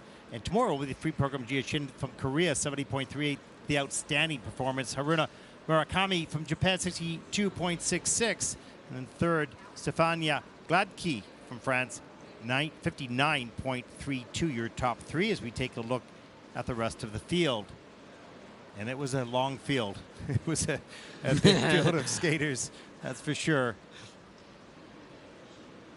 And you can see further down close scores for the results later on in the event, and so that paves the way for big movement in the free skate tomorrow. Yeah, and tomorrow, let's just talk a little bit about that as we close out this evening. Tomorrow at 11:45 local time here in Linz, the rhythm dance will take the ice. You join Mark and myself to visit back into the 1980s with the music. That's a lot of fun. And then the Paris free program will take to the ice at 14:40, followed by the women's free program at 1700 hours. Medals will be awarded to both the pairs and the women's tomorrow evening. And that concludes our coverage of day 1 here in Linz, Austria, week 2 on the Junior Grand Prix. For Mark Hanratty and all of us here at the ISU, thank you for watching. Good night, everyone. We'll see you tomorrow.